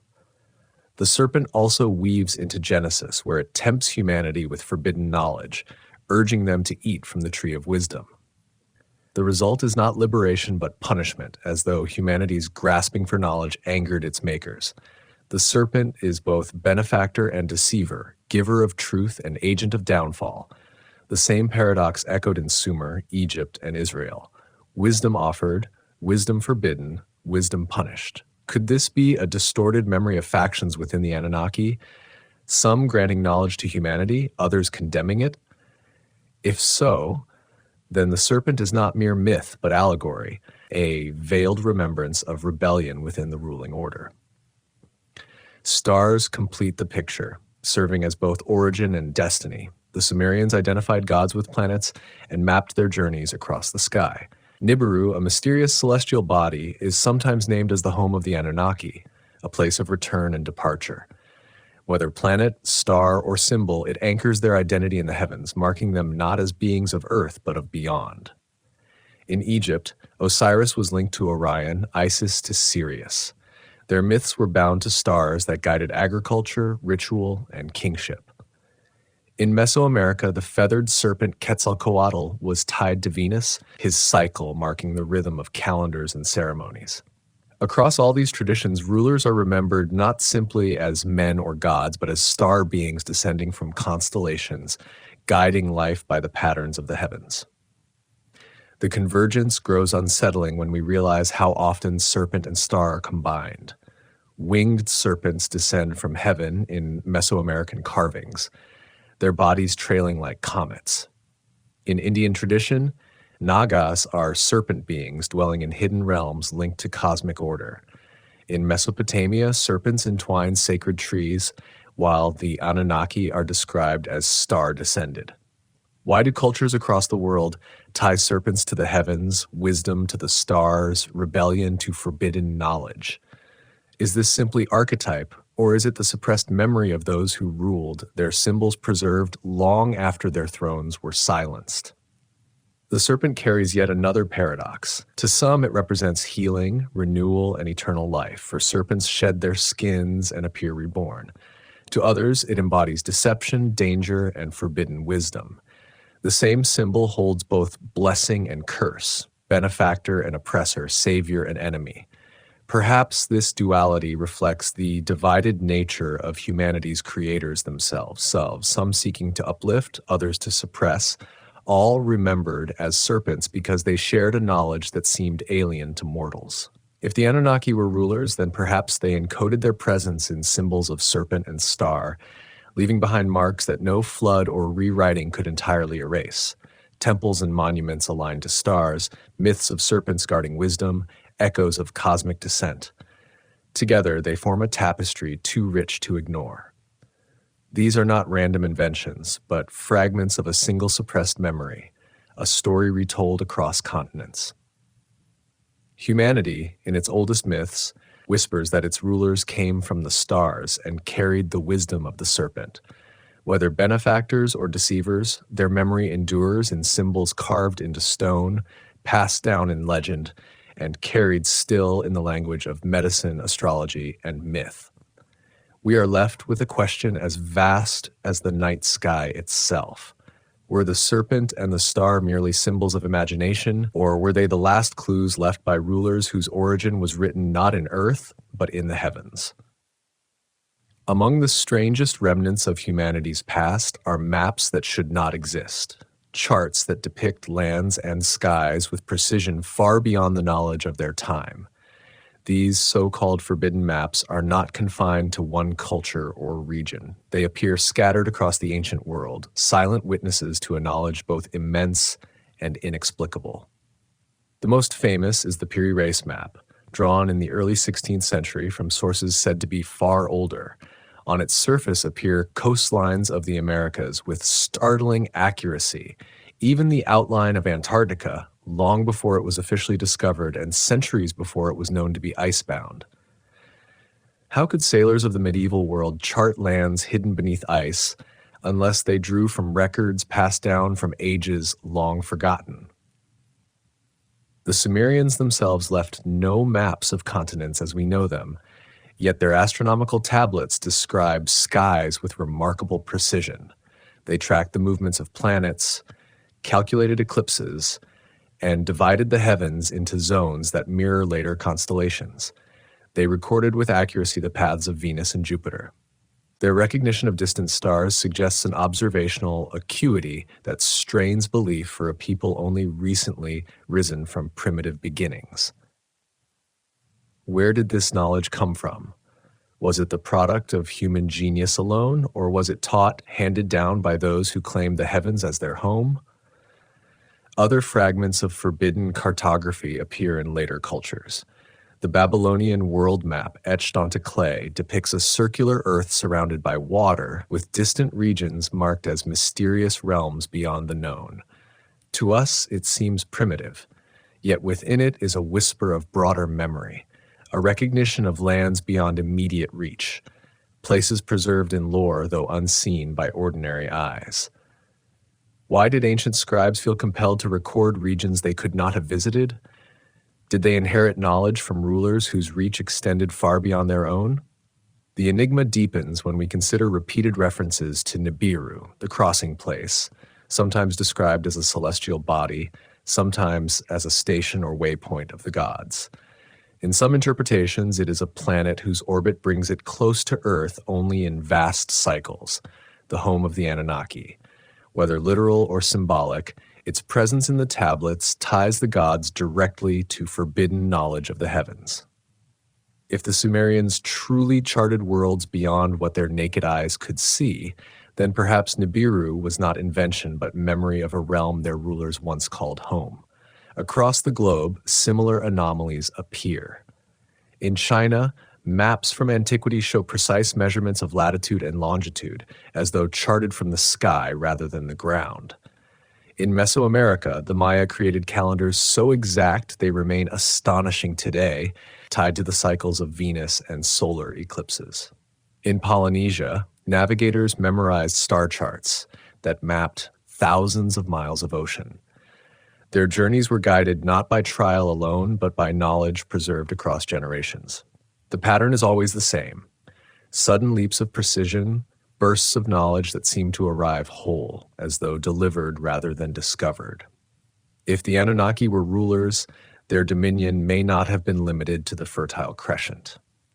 They may have traversed seas, mapped coasts, recorded skies, and handed fragments of this knowledge to their servants.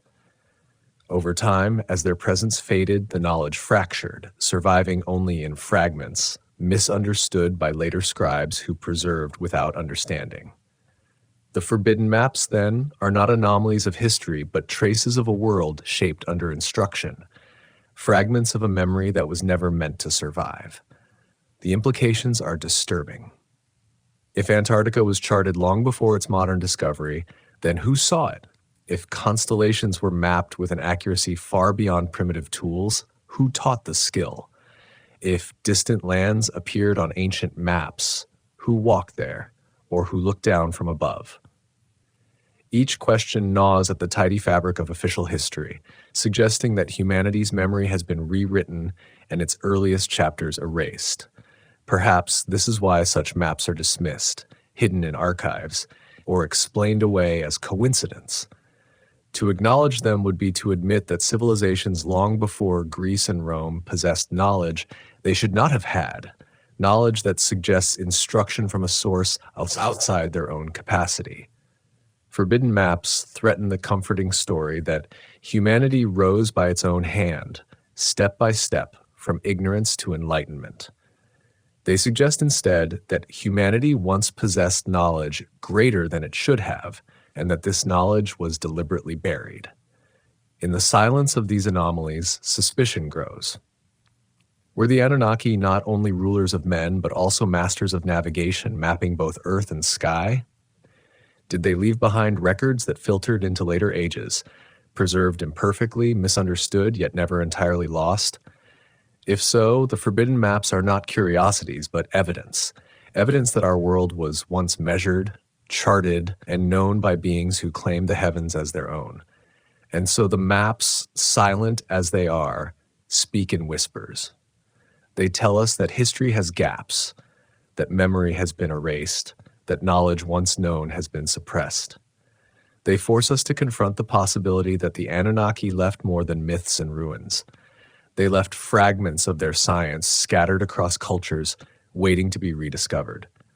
The question that lingers is simple yet immense. What other knowledge did they carry, and how much of it still lies buried, erased, or hidden from us? There is a silence more telling than words, a gap in the story of humanity as wide as the floodplains of Mesopotamia. While the tablets of Sumer whisper constantly of the Anunnaki, their decrees, councils, tools, and thrones, modern history reduces them to mere myth. Children learn of Zeus and Apollo, Ra and Osiris, but the names Enlil, Enki, and Ninhursag barely pass the lips of teachers. In classrooms, the Anunnaki are dismissed with a wave, filed under primitive superstition, and stripped of their unsettling implications. The silence is deliberate. Why preserve every other pantheon as literature and metaphor, but consign the Sumerian gods, the first rulers remembered, to oblivion? Official history insists that myths are nothing more than stories, reflections of human imagination. Yet the Sumerians were not a people of vague invention. They were record keepers, astronomers, engineers, the builders of cities whose bricks still stand. Why would they create gods who resemble rulers, who dig fates with precision, who carry strange tools, unless they were recording what they saw? The silence imposed upon the Anunnaki is not born of lack of evidence, but of an abundance too dangerous to acknowledge. If they were rulers, if their presence shaped humanity, then every tidy narrative of human self-invention collapses. Civilization would no longer be our proud creation, but a legacy of instruction, control, and perhaps enslavement. The erasure is not total, but it is systematic. Museums display the tablets but label them as myth. Universities study the texts but teach them as allegory. Popular culture borrows fragments, the flood, the tree, the serpent, but never names the origin. The result is that the Anunnaki linger in shadow, half remembered, always myth, never history. This is not ignorance, but suppression, the deliberate choice to excise memory from the official narrative while preserving the evidence in silent vaults. What is the purpose of such erasure, if not to protect the fragile illusion that humanity is master of its own beginnings? Even the term myth becomes a tool of dismissal. Myth is said to be symbolic, imaginative, unreal. But the Sumerians did not treat these accounts as metaphor. They carved them into clay, preserved them in temples, and guarded them for centuries. These were their chronicles, their archives, their history. To label them myth is to overwrite their voice and replace their testimony with our denial.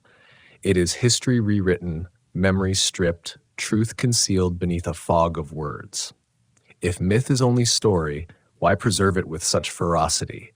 Why etch it in stone? Why store it in libraries to outlast empires? The suppression extends beyond Sumer. Similar patterns appear in Egypt, in Mesoamerica, and in India, where memories of gods who ruled directly are always reframed as legend. The age of divine kings is always mythical. Rulers who reigned for millennia are always imaginary. Yet the consistency of this pattern betrays the dismissal. If every culture remembers a time when gods ruled on earth, why should all be fantasy?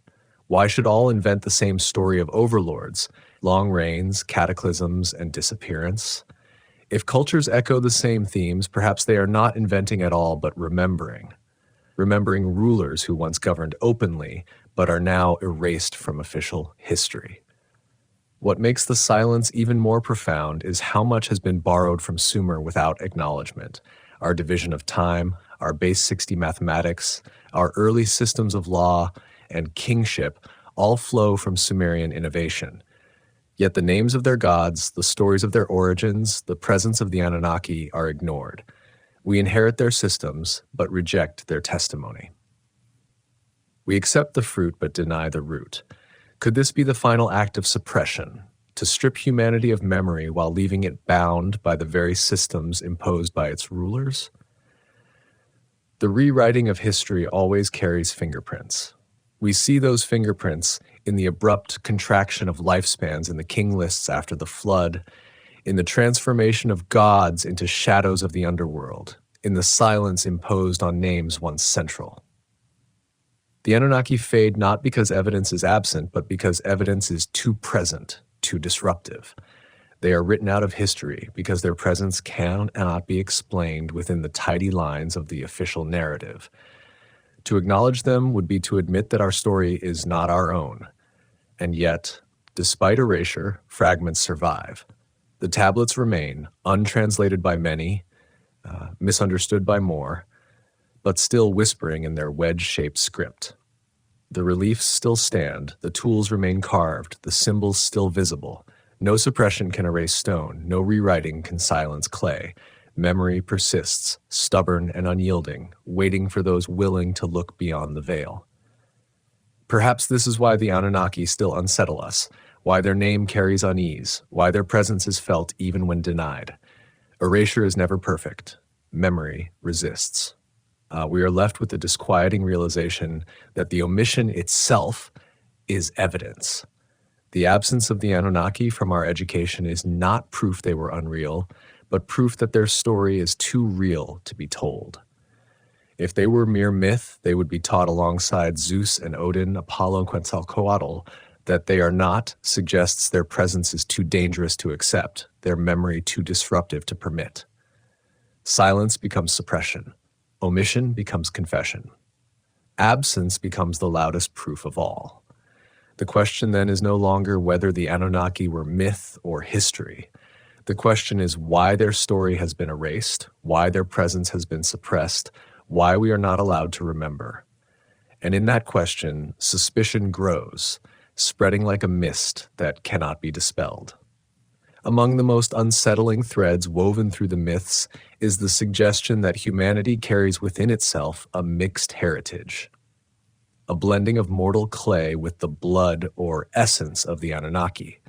The creation stories of Sumer speak of a god sacrificed, his blood mingled with earth to form mankind. Later traditions echo the same theme. Genesis describes humanity shaped from dust and animated by divine breath. Other myths across the world whisper of gods mingling with mortals and producing children of extraordinary power. What if these fragments are not symbolic tales, but suppressed recollections of a hybridization of human and Anunnaki lineages intertwined?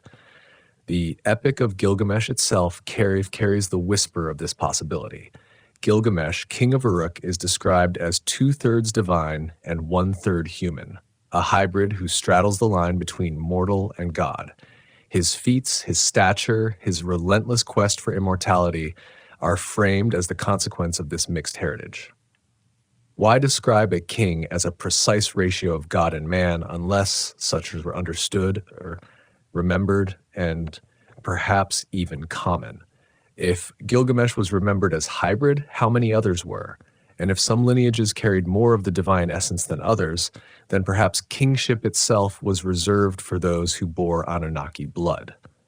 The suggestion deepens when we consider how many royal houses across the world trace their legitimacy to the gods.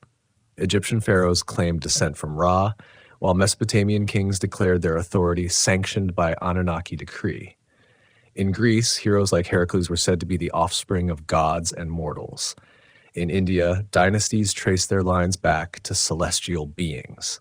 Everywhere the pattern repeats: rulers legitimized by divine blood, hybrids elevated above ordinary humanity. Could it be that these stories mask a suppressed truth? That a ruling class of hybrids once existed. Their bloodlines were carefully guarded, their presence hidden in myth once their open rule had ceased. Even the book of Genesis preserves a troubling fragment before the flood. It speaks of the sons of God who took the daughters of men, producing the Nephilim, giants who filled the earth with violence. Later traditions describe these hybrids as mighty men of old, beings of strength and renown.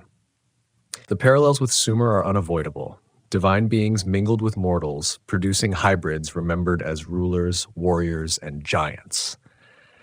The flood reappears not only as judgment upon humanity, but as an attempt to erase these hybrids, to reset the world and bury the memory of their existence. Did the Anunnaki fear the spread of their own blood among mortals, threatening the balance of control? Archaeology adds its own strange whispers. Legends across cultures speak of giants, and reports of unusually large skeletal remains persist, though they are seldom acknowledged by mainstream scholarship.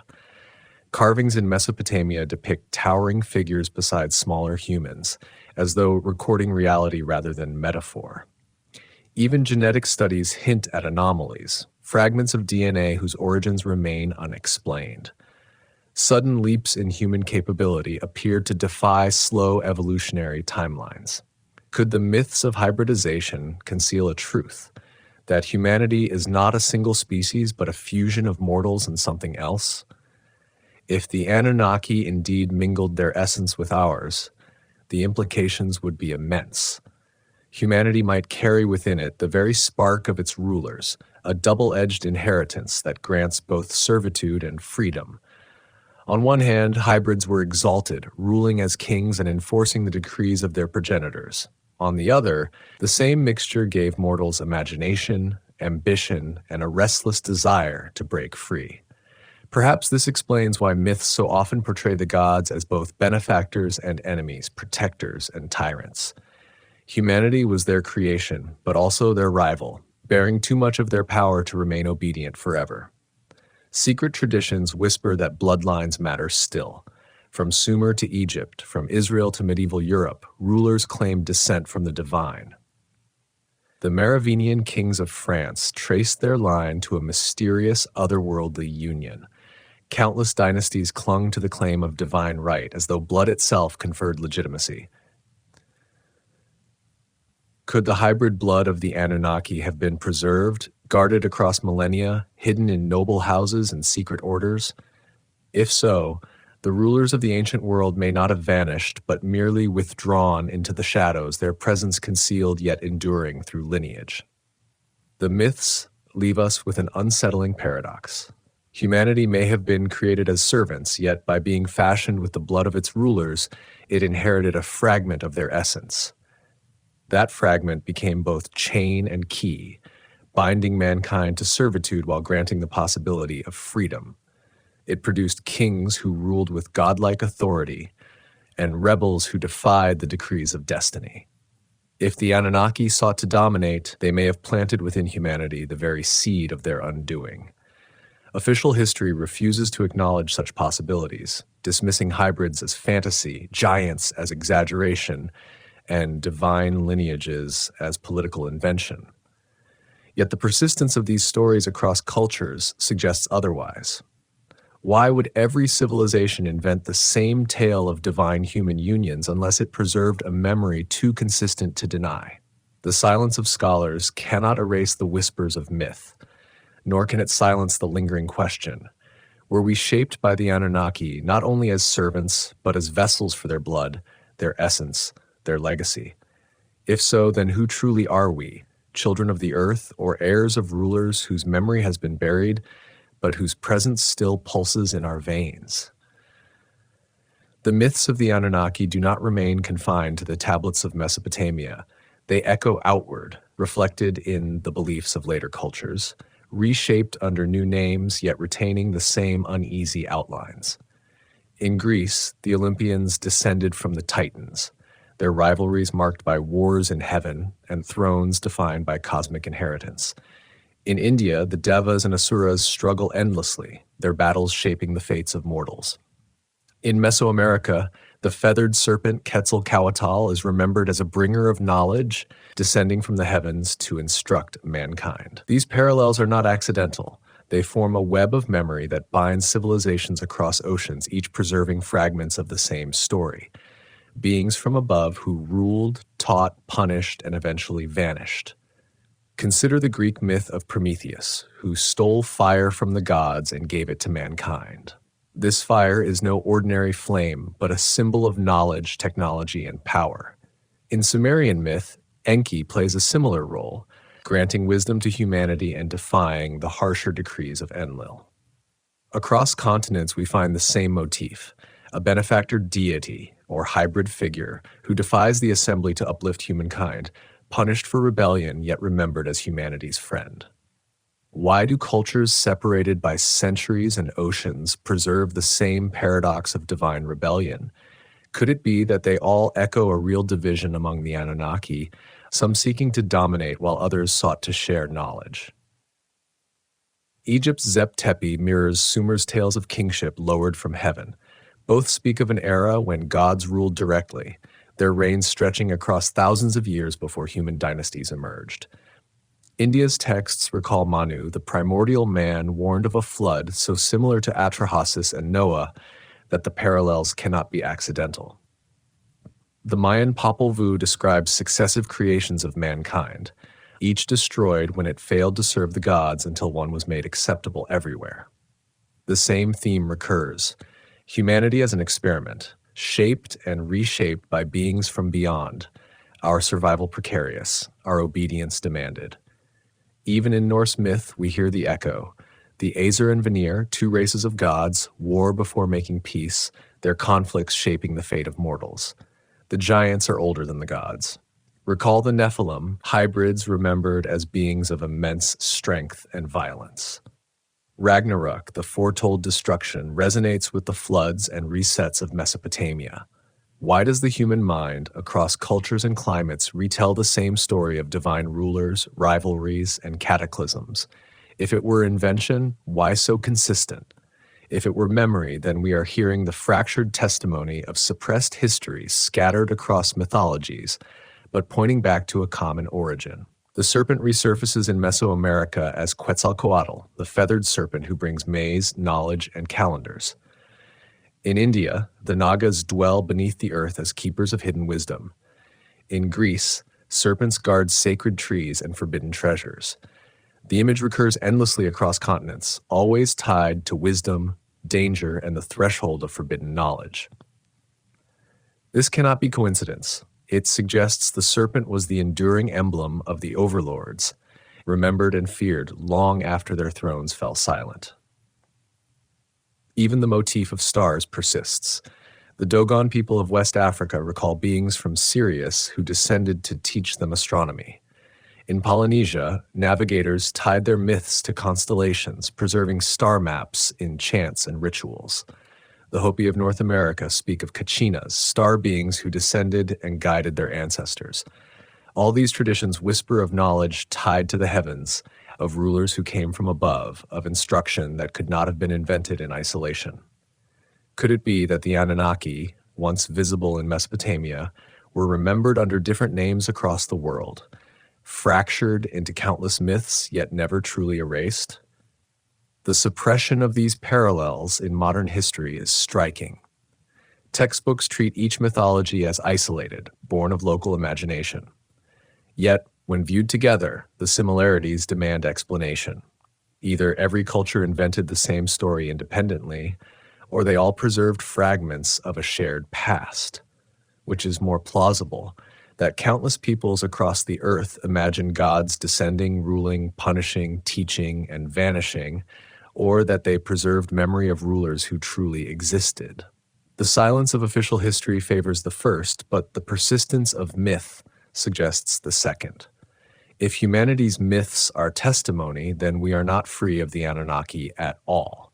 We are their chroniclers, preserving their memory in fragments across cultures, never allowed to remember openly, yet never permitted to forget completely. Their names change, their symbols shift, but their presence lingers, encoded in serpent and star, in flood and fire, in rebellion and rule. Perhaps this is the true nature of myth, not invention but concealment, the veiled survival of a history too dangerous to acknowledge. We are left with a haunting realization. The Anunnaki may not belong only to Sumer. They may be the hidden origin of gods across the world, their memory scattered, their influence buried but never erased.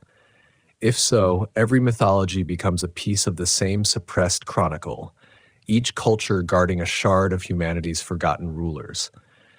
In the centuries after the Anunnaki faded from open rule, whispers emerged of custodians who guarded fragments of their memory, secret keepers of knowledge too dangerous for common ears.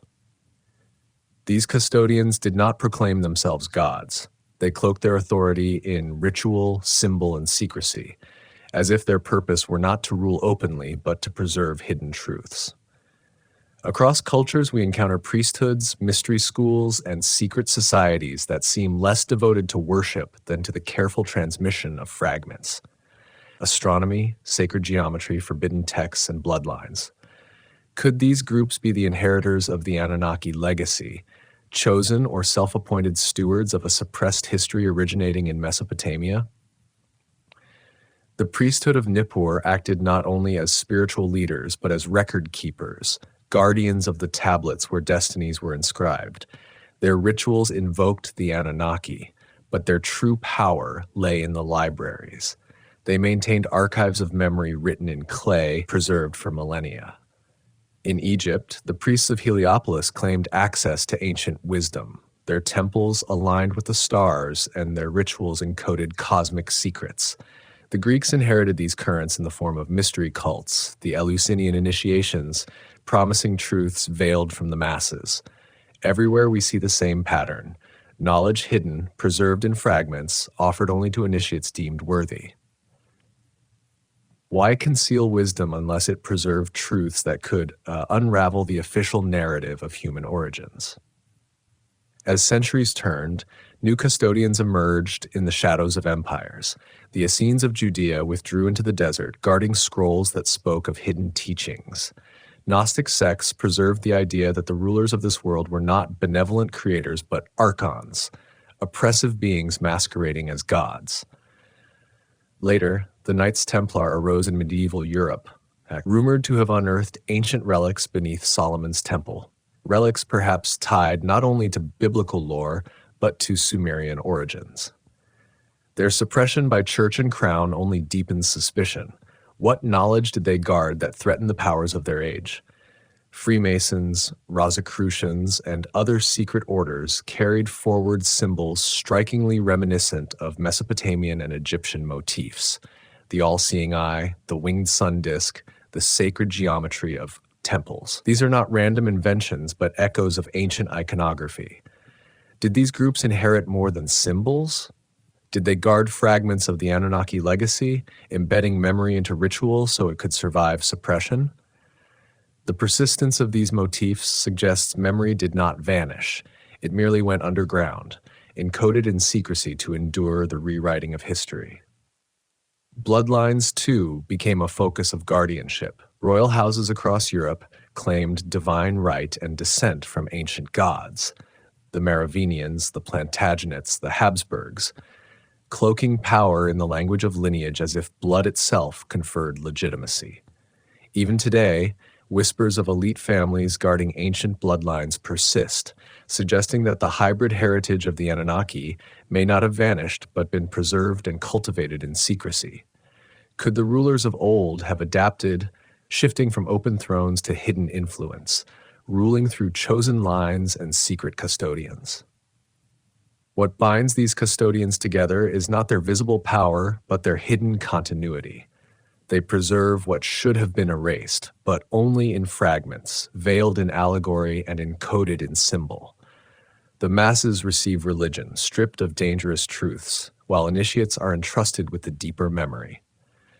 This pattern, seen across ages and cultures, suggests that history itself has been curated, truths withheld and fragments guarded by those who see themselves as keepers of the flame. But what flame? Liberation or control?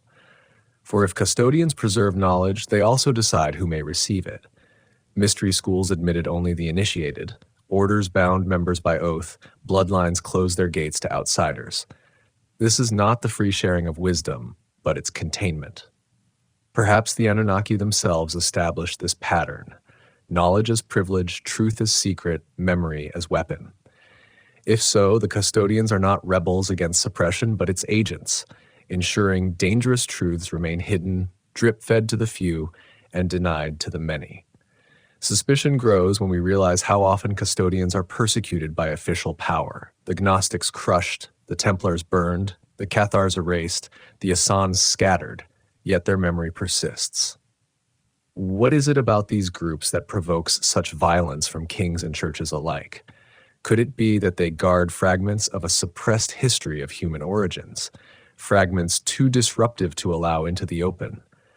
If so, then persecution itself becomes evidence, proof that something is being hidden lies just beneath the surface. Yet the paradox remains. Custodians both preserve and conceal. They guard memory against erasure, but they also lock it away. They pass it on in ritual and code, never openly, never freely.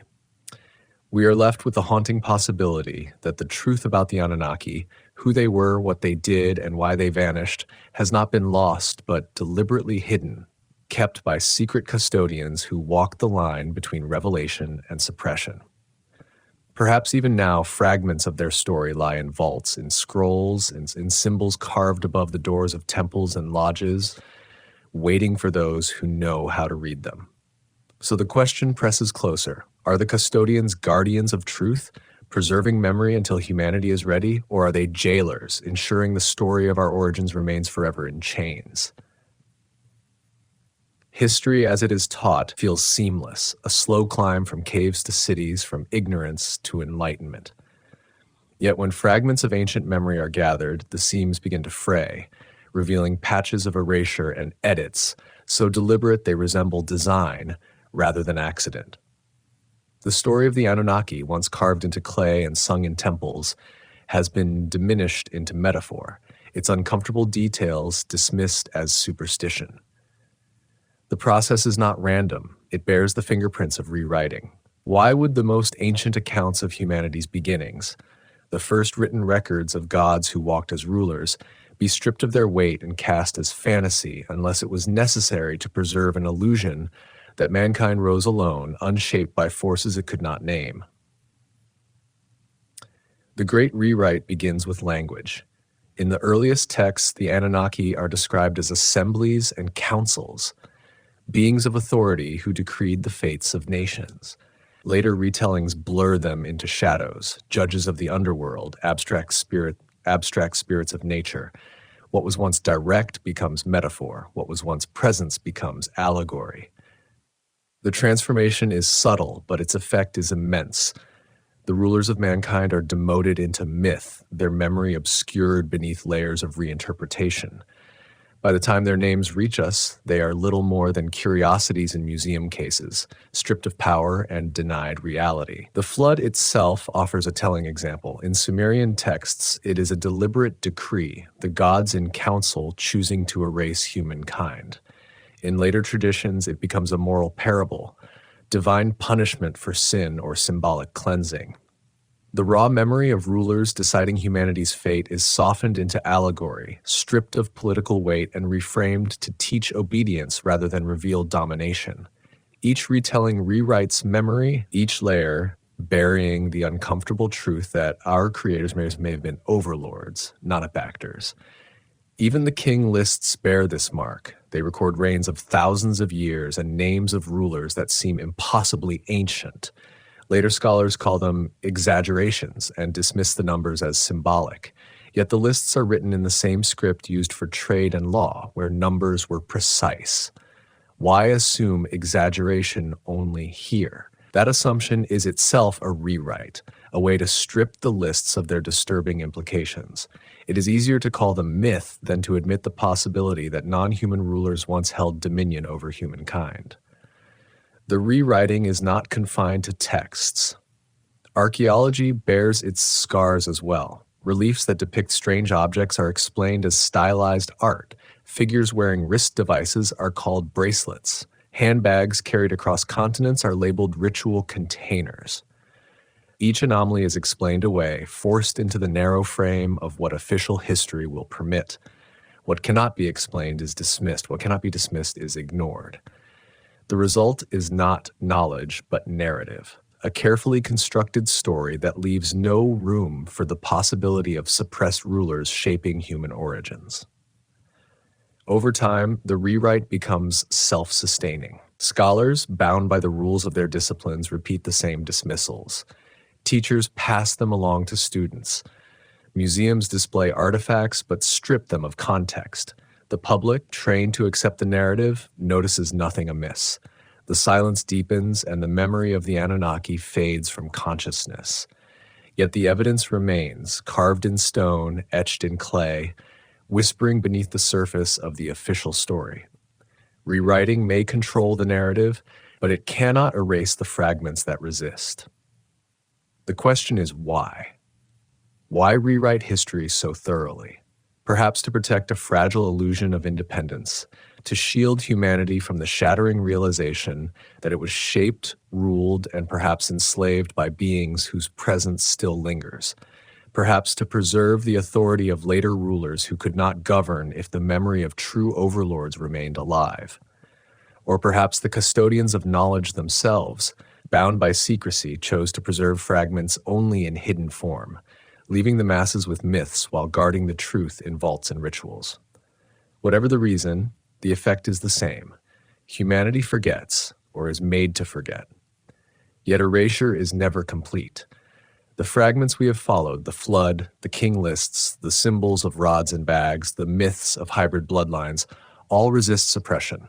They survive as anomalies, too strange to explain, too consistent to ignore.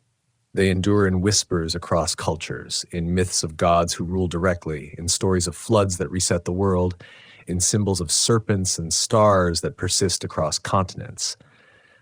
The rewrite may dominate the surface, but the suppressed memory flows beneath, a subterranean current waiting to be uncovered.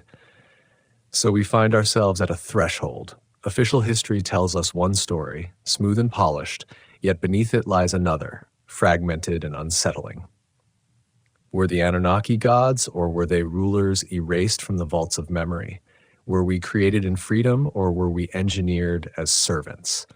Has our history been faithfully preserved or deliberately rewritten to conceal our true origins?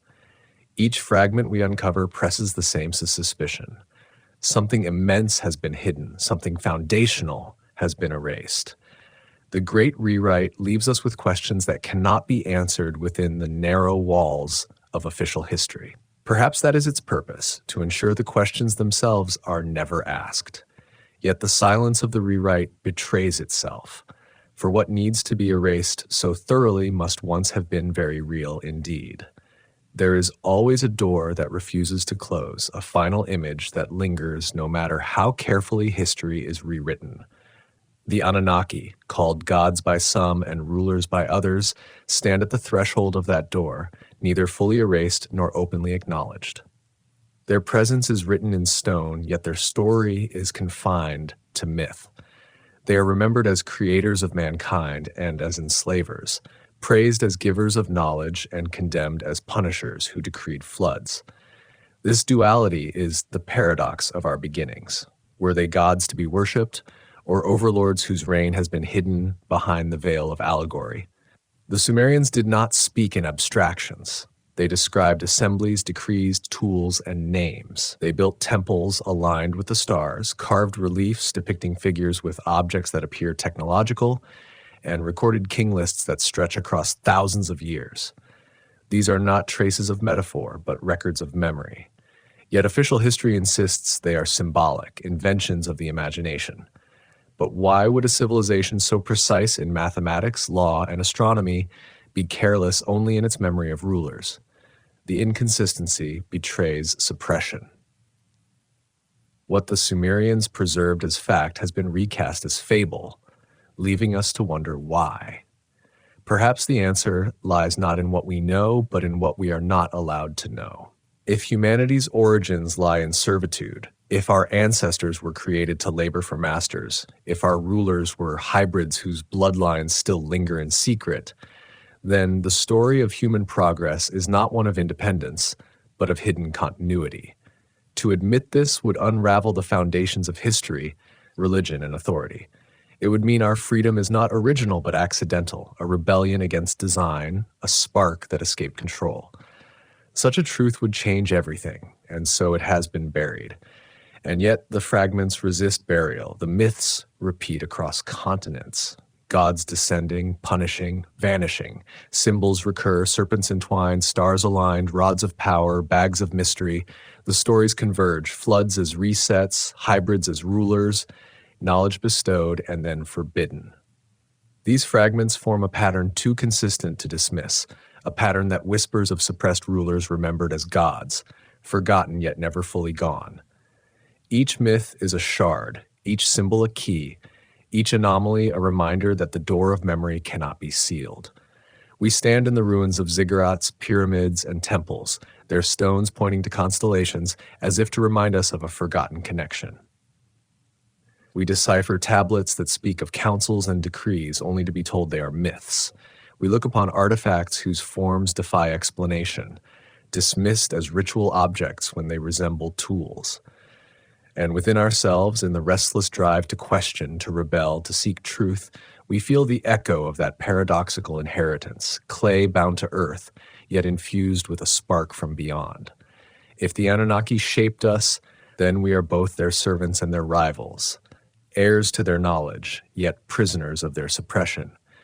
The silence of their vanished thrones leaves us with questions that will not fade. Where did they go? Why did their temples fall silent? Did they return to the stars, or were they destroyed in war? Or do they remain in shadow, their influence hidden behind the masks of secret custodians? Is our world still shaped by their presence, unseen yet enduring? Or are we truly alone at last, left to build upon foundations laid by forgotten rulers? Perhaps the greatest question is not whether the Anunnaki were gods or rulers, but why we are not permitted to ask. The rewriting of history, the silencing of names, the dismissal of evidence, all suggest not absence but suppression. Something has been buried carefully, deliberately, as if to ensure we never awaken fully to the truth of our beginnings. And yet the act of suppression betrays itself, for what needs to be erased so thoroughly must have been profoundly real. The door remains half open. Through it, we glimpse the shadows of beings who once decided destinies, who shaped humanity from clay and blood, and who ruled as gods while living as overlords. We cannot close the door, for the fragments resist, nor can we open it fully, for the silence of history refuses to yield. We are left suspended in between, haunted by questions that reach back to the dawn of memory. Were the Anunnaki forgotten gods of myth or suppressed rulers of our origin? The answer lingers just beyond reach, waiting in the vault of erased history, in the silence of ruins, in the whisper of stars. The journey through the fragments of forgotten memory draws to its quiet end, and with it comes the weight of reflection. The stories of the Anunnaki scattered across tablets and ruins are not tidy, nor are they easy to accept. They carry paradox upon paradox, blending myth with memory, leaving us unsure whether we stand in the presence of gods, rulers, or something in between. What endures is not certainty but unease, the sense that our origins are more complex and more hidden than we have been allowed to believe. Imagine the silence after the flood, when waters receded and survivors stood among ruins, wondering what had been lost forever. Imagine empty temples, chambers that once echoed with rituals, now mute beneath drifting sand. Imagine the vaults of libraries where clay tablets slept, their words unread for thousands of years, waiting for voices to awaken them again. History does not erase so easily. It lingers, dim but insistent, like embers that refuse to die. Perhaps it is this persistence that unsettles us most. For in myths across the world, the same echoes repeat. Gods descend teaching, ruling, punishing, vanishing. Each culture dresses the memory in its own symbols, yet the outline remains the same. If all were fantasy, why such consistency? If all were invention, why such exactness? These questions remain like mist, impossible to disperse, pressing us to wonder what lies hidden behind the silence. And so the story closes, not with answers, but with a lingering whisper. The Anunnaki may be gods of myth, rulers of flesh, or both at once. We may never know fully. Yet their presence remains in stone, in stars, and in the restless curiosity of humanity itself. Perhaps that is the true inheritance, not obedience, but the endless search for truth.